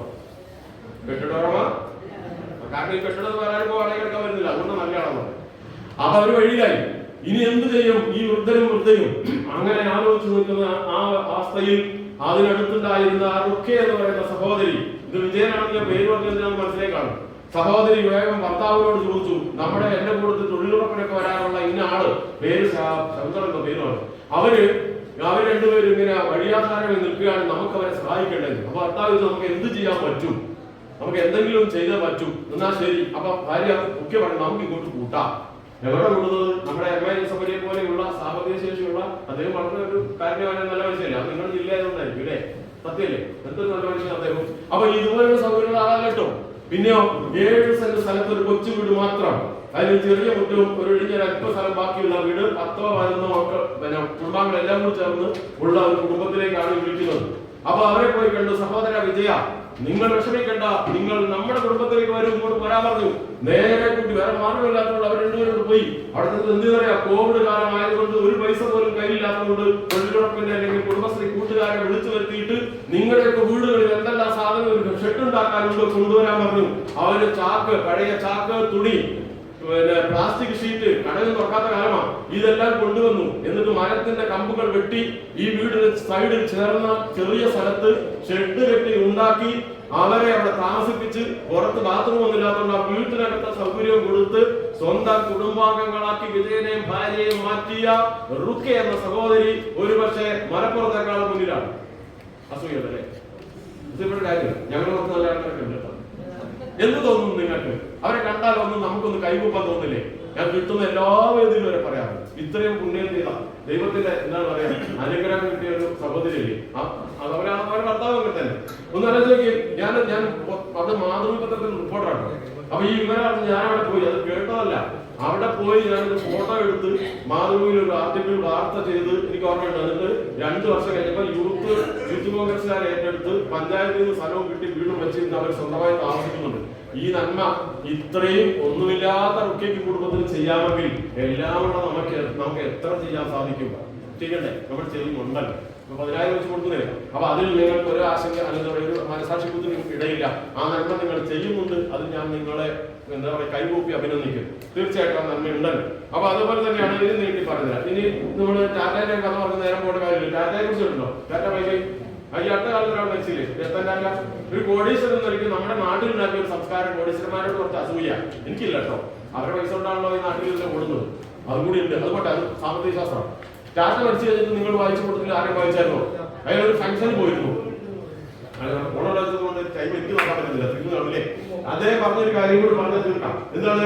അദ്ദേഹം ഒരുപാട് ആദ്യം ഹോട്ടലുകൾ ഉണ്ടാക്കി, ബിസിനസ് ഉണ്ടാക്കി, വാഹനങ്ങൾ ഉണ്ടാക്കി. ടാറ്റ ബൈക്ക് വണ്ടി കിട്ടില്ല, നമുക്ക് വീട്ടിലുണ്ടാവില്ലേ ടാറ്റ? ഇതെല്ലാം ഉണ്ടാക്കിയിട്ട് അദ്ദേഹത്തിന് ശരിയായ ഒരു സന്തോഷം ഉണ്ടാവില്ല. എപ്പോഴും രാത്രി കിടക്കാൻ നേരത്തൊക്കെ ഉറക്കം വരുന്നില്ല. ഇതിനെക്കുറിച്ചുള്ള ചിന്തകളാ മാത്രം. അങ്ങനെ ഇരിക്കുക ഒരു ദിവസം ഒരു കൂട്ടുകാരൻ വന്നിട്ട് പറഞ്ഞു അവിടെ 100 വീൽ ചെയർ കൊടുക്കണമെന്ന്. ഭിന്നശേഷിക്കാരില്ല നമ്മുടെ പകരുന്നവർ. അവർക്ക് 100 വീൽ ചെയർ കൊടുക്കണമെന്ന് പറഞ്ഞു. തന്നേക്കാന്ന് പറഞ്ഞു. എന്നിട്ട് ആ വീൽ ചെയർ കൊടുക്കുന്ന ദിവസം ടാറ്റയോട് പറഞ്ഞു നിങ്ങൾ വന്നിട്ട് അത് കൊടുക്കണം എന്ന് പറഞ്ഞു. അപ്പൊ അദ്ദേഹം വേണം, നിങ്ങൾ തന്നെ വരണമെന്ന് പറഞ്ഞു. അങ്ങനെ ഇതുപോലെ തെങ്ങി നിറഞ്ഞ ആളുകൾ ഇരിക്കുന്നിടത്ത് 100 വീൽ ചെയർ വിതരണം ചെയ്ത ശേഷം മീറ്റിംഗ് കഴിഞ്ഞ് അദ്ദേഹം പോകാനിറങ്ങിയപ്പോൾ ഒരു വീൽ ചെയർ നെരുങ്ങി വന്ന ഒരു പെൺകുട്ടി അദ്ദേഹത്തിന്റെ കാലിൽ കെട്ടിപ്പിടിച്ചു കഴിഞ്ഞപ്പോൾ അദ്ദേഹത്തിന് തോന്നി എന്തോ ഒരു കാര്യമുണ്ട്, എന്താ നമുക്ക് വേണ്ടത്, എന്ത് പറ്റി, ഇനി എന്താ വേണ്ടെന്ന് ചോദിച്ചു. കുട്ടിക്ക് എന്താ വേണമെന്ന് തോന്നി. എനിക്കൊന്നും വേണ്ട, ഞാൻ നിങ്ങളോട് നന്ദി പറയാൻ വന്നതാ. നിങ്ങൾ നല്ല മനുഷ്യനാ. മാത്രല്ല ഞാൻ സ്വർഗത്തിലെത്തും, ഞാനും വരും. ആ സ്വർഗത്തിൽ നിങ്ങളെ കാണുമ്പോഴും ഞാൻ നന്ദി പറയുന്നു. അയാൾ കണ്ണു നിറഞ്ഞു. അയാൾ പറയാണ് ജീവിതത്തിൽ ഇത്രയും ആനന്ദമുണ്ടായ നിമിഷമില്ല. പ്രിയരെ, നമ്മളും ഓരോ രോഗികളെ കണ്ട് നമ്മളാ കഴിയുന്ന ഒരു സഹായം ചെയ്യുമ്പോൾ തീർച്ചയായിട്ടും അവരുടെ ആ സന്തോഷത്തിൽ പിന്നെ നമുക്കൊരു കിട്ടില്ലേ. ഞാൻ ഓർക്കുന്നത് നമ്മുടെ എ പി ഉസ്താദില്ലേ, ഇന്ത്യൻഷിലൊക്കെയാണ്. എ പി ഉസ്താദിന്റെ കേരള യാത്ര 2 തവണയും മുക്കത്ത് സ്റ്റേജിൽ ഉസ്താദിന് അടുത്ത് കിട്ടിയിട്ടുള്ള ഒരു ഭാഗ്യവാനാണ് ഞാൻ. എല്ലാവരും അതുപോലെ തന്നെ കേട്ടോ. ഉസ്താദ് മാത്രമല്ല, എല്ലാ നന്മ നടന്നവരും പറയുന്നുണ്ട്. ഒരാളെ മാത്രമായിട്ട് പറഞ്ഞത് തെറ്റിദ്ധരിക്കല്ലേ. അദ്ദേഹം പറഞ്ഞൊരു കാര്യം, 2ാമത് നടന്ന കേരള യാത്രയില്ലേ, അദ്ദേഹത്തെ പറയാൻ വേണ്ടി അല്ല അങ്ങനത്തെ വിചാരിക്കുന്നത്. മലപ്പുറത്ത് വെച്ചൊരു പത്രസമ്മേളനം നടന്നു. ഈ പത്രസമ്മേളനം നടന്നപ്പോൾ പത്രക്കാർ ചോദിച്ചു, അങ്ങനെ വയസ്സ് കറക്റ്റല്ലേ, ഏതാണ്ട് വയസ്സുണ്ടല്ലോ, അങ്ങ് ഇത്രയും ദിവസം 10-20 ദിവസമായി പിന്നിട്ടിട്ടും മുഖത്ത് പ്രസരിപ്പ് കൂടി വരികയാണ്, എന്താണ് ഇതിന്റെ രഹസ്യം? ഉസ്താദിന്റെ ഈ രഹസ്യം. അപ്പൊ അദ്ദേഹം പറയാണ്, ഞാൻ 7000-ഓളം അനാഥരെ സംരക്ഷിച്ച് പഠിപ്പിച്ച് ഉദ്യോഗസ്ഥരാക്കി കുടുംബജീവിതം ഉണ്ടാക്കി കൊടുത്തിട്ടുണ്ട്. 7000-ലധികം പേര്. ആ 7000-ലധികം പേരും ദിവസം 5 നേരം പ്രാർത്ഥിക്കുന്നുണ്ട്. ഓക്കെ. അപ്പൊ ഈ 7000 പേരുടെ പ്രാർത്ഥന എടുത്തിട്ട് 35,000 വരൂലേ ഇല്ലേ? അതിന്റെ ഒരു ചെറിയ പുണ്യം എനിക്ക് ഉണ്ടാവില്ലേ? അപ്പൊ നന്മ ചെയ്താൽ തീർച്ചയായിട്ടും തിരിച്ചു നമുക്ക് കിട്ടൂലേ? ഉറപ്പാണല്ലോ. അപ്പൊ ഇതുപോലുള്ള നന്മകളൊക്കെ നമുക്ക് ചെയ്യാൻ സാധിക്കട്ടെ. ഇനി എനിക്ക് പറയാനുള്ളത്, വീട്ടിൽ ധാരാളം പുതിയ വസ്ത്രങ്ങളൊക്കെ വെച്ചിട്ടില്ലേ? ഉണ്ടോ? വീട്ടിൽ ഇവിടെ അല്ല, അലമാരിയിൽ ഇരിക്കില്ലേ?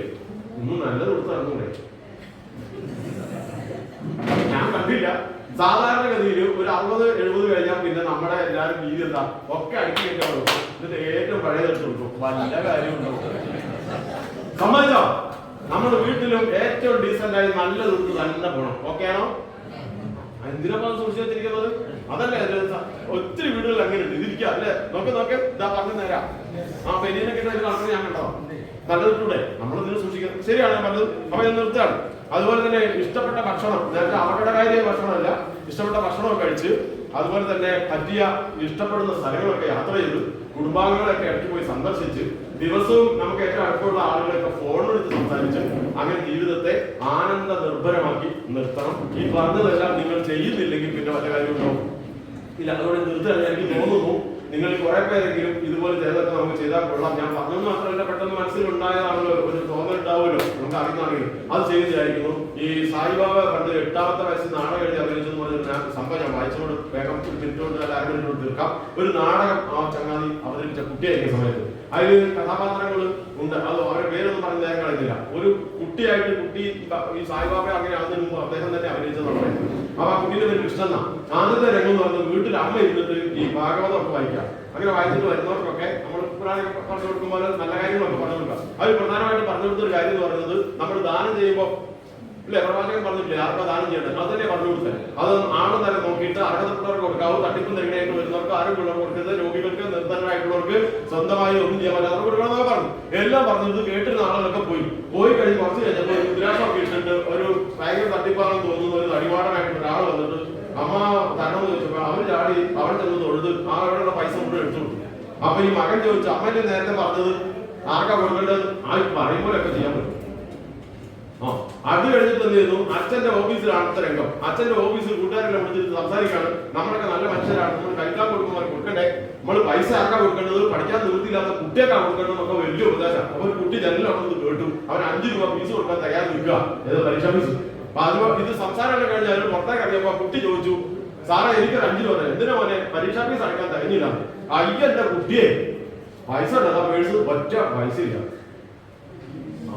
അത് കഴിഞ്ഞിട്ട് അടുത്ത ഹെഡ് ഓഫീസിൽ ഒരാൾ വന്നു, 2 പേര് വന്നു. അവർ വന്നിട്ട് പറഞ്ഞു, നമ്മുടെ പുതിയ ഓഫീസർ വന്നിട്ടുണ്ട്, അദ്ദേഹത്തിന് നാളെ ഒരു റിസപ്ഷൻ ഉണ്ട്, സ്വീകരണം, അതിനൊരു 100 തരണം. വേഗം പേഴ്സിൽ നിന്ന് എടുത്തു കൊടുത്തു. അപ്പൊ പൈസ ഉണ്ടായിരുന്നു. അപ്പൊ ഇതെന്താ അച്ഛൻ ചോദിച്ചാൽ പറഞ്ഞ് അതൊക്കെ ഇപ്പൊ പറയും പോലെ പറ്റാവും. അത് കഴിഞ്ഞിട്ട് ഒരു മാസം തീർന്നിട്ടാവും. ഒരു മാസം ക്ലാസ് എടുക്കുകയാണ്. ക്ലാസ് എടുക്കുന്ന സമയത്ത് നാളെ DD വരുന്നുണ്ട് പരിശോധിക്കാൻ. അപ്പൊ കുട്ടികൾ പറയാണ്, മക്കളെ ശരിക്കും സിലബസ് പ്രകാരം 15 അധ്യായം തീരേണ്ടതാണ്. ഇപ്പൊ ഞാൻ 10 നിങ്ങൾക്ക് എടുത്തിട്ടുള്ളൂ. നാളെ DD വരുമ്പോൾ നിങ്ങൾ എത്ര പറയണം? 15 പഠിപ്പിച്ചു പറയണം കേട്ടോ, പറയില്ലേ? പിന്നെ ഞാൻ ഇന്ന് 16ാമത്തെ ലെസൺ എടുക്കുന്നത്. ഇന്ന് ഞാൻ എടുക്കും, നാളെ DD വരുമ്പോൾ ഞാൻ വീണ്ടും എടുക്കും. അപ്പൊ നിങ്ങൾ എങ്ങനെ ഇരിക്കണം? ആദ്യമായിട്ട് കേൾക്കുമ്പോൾ ഇരിക്കണം. എന്നിട്ട് ഞാൻ ഇന്ന് തരുന്ന ചോദ്യമൊക്കെ ചോദിക്കുമ്പോൾ 4 ഉത്തരം പറയും. ഓക്കെ അല്ലേ? അപ്പൊ ഏതാ പഠിപ്പിച്ച പാഠാന്നറിയോ? മൂപ്പര് പഠിപ്പിച്ചത് ഈ നേരത്തെ പറഞ്ഞ ഹരിചന്ദ്രന്റെ സത്യസന്ധന്റെ. എങ്ങനെയുണ്ട്? അപ്പോഴും എന്താ മനസ്സിലായത് ആ കുട്ടിക്ക്? ഈ നമ്മൾ പറയും പോലെ അല്ല ബഹുഭൂരിപക്ഷം ആളുകളും പ്രവൃത്തി ചെയ്യുന്നുണ്ട്. നിങ്ങളങ്ങനെ ചെയ്യൂലല്ലോ, കാരണം നിങ്ങൾ വീടാൾക്കാരല്ലേ അല്ലേ? ആ നന്മ ഉണ്ടാവാൻ നമുക്ക് ദൈവാനുഗ്രഹം ഉണ്ടാവട്ടെ. നമ്മുടെ നാട്ടിൽ ജാതിയുടെയും മതത്തിന്റെയും ഒക്കെ പേരിൽ വേർതിരിവുണ്ടാക്കാൻ ശ്രമിക്കുന്ന ശക്തികളെ നമുക്ക് സ്നേഹം കൊണ്ട്, സാഹോദര്യം കൊണ്ട് തോൽപ്പിക്കണം. നമ്മൾ ഒറ്റക്കെട്ടായി നിൽക്കണം. നമ്മളെല്ലാവരും ഒന്നാണ്, ഭാരതീയരാണ്. ആ നന്മ കാത്തു സൂക്ഷിക്കുന്ന ഭാഗമായി നമുക്ക് ഒരുമിക്കാം. ഈ KSSBയും ഈ നാട്ടിലുള്ള സാഹോദര്യത്തിന് വെളിച്ചം കാണിക്കുന്നവരും കൂടിയായി നമുക്ക് ഒരുമിക്കണം. നിങ്ങളുടെ ഈ മനോഹരമായ പരിപാടിയിൽ എന്നെ കൂടി പങ്കെടുക്കാൻ കാണിച്ച നന്മയ്ക്ക് എല്ലാവരോടും ഇതെന്റെ ഒരുപാട് കാലത്തെ ശത്രുവല്ല, സുഹൃത്ത്,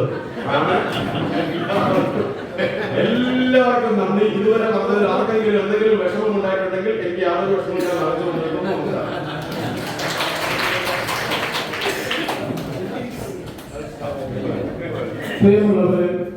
നമ്മളെ ഇനിയിപ്പോ നമ്മളെ പരിപാടികളിൽ നമ്മളെ ഇടയിലുള്ള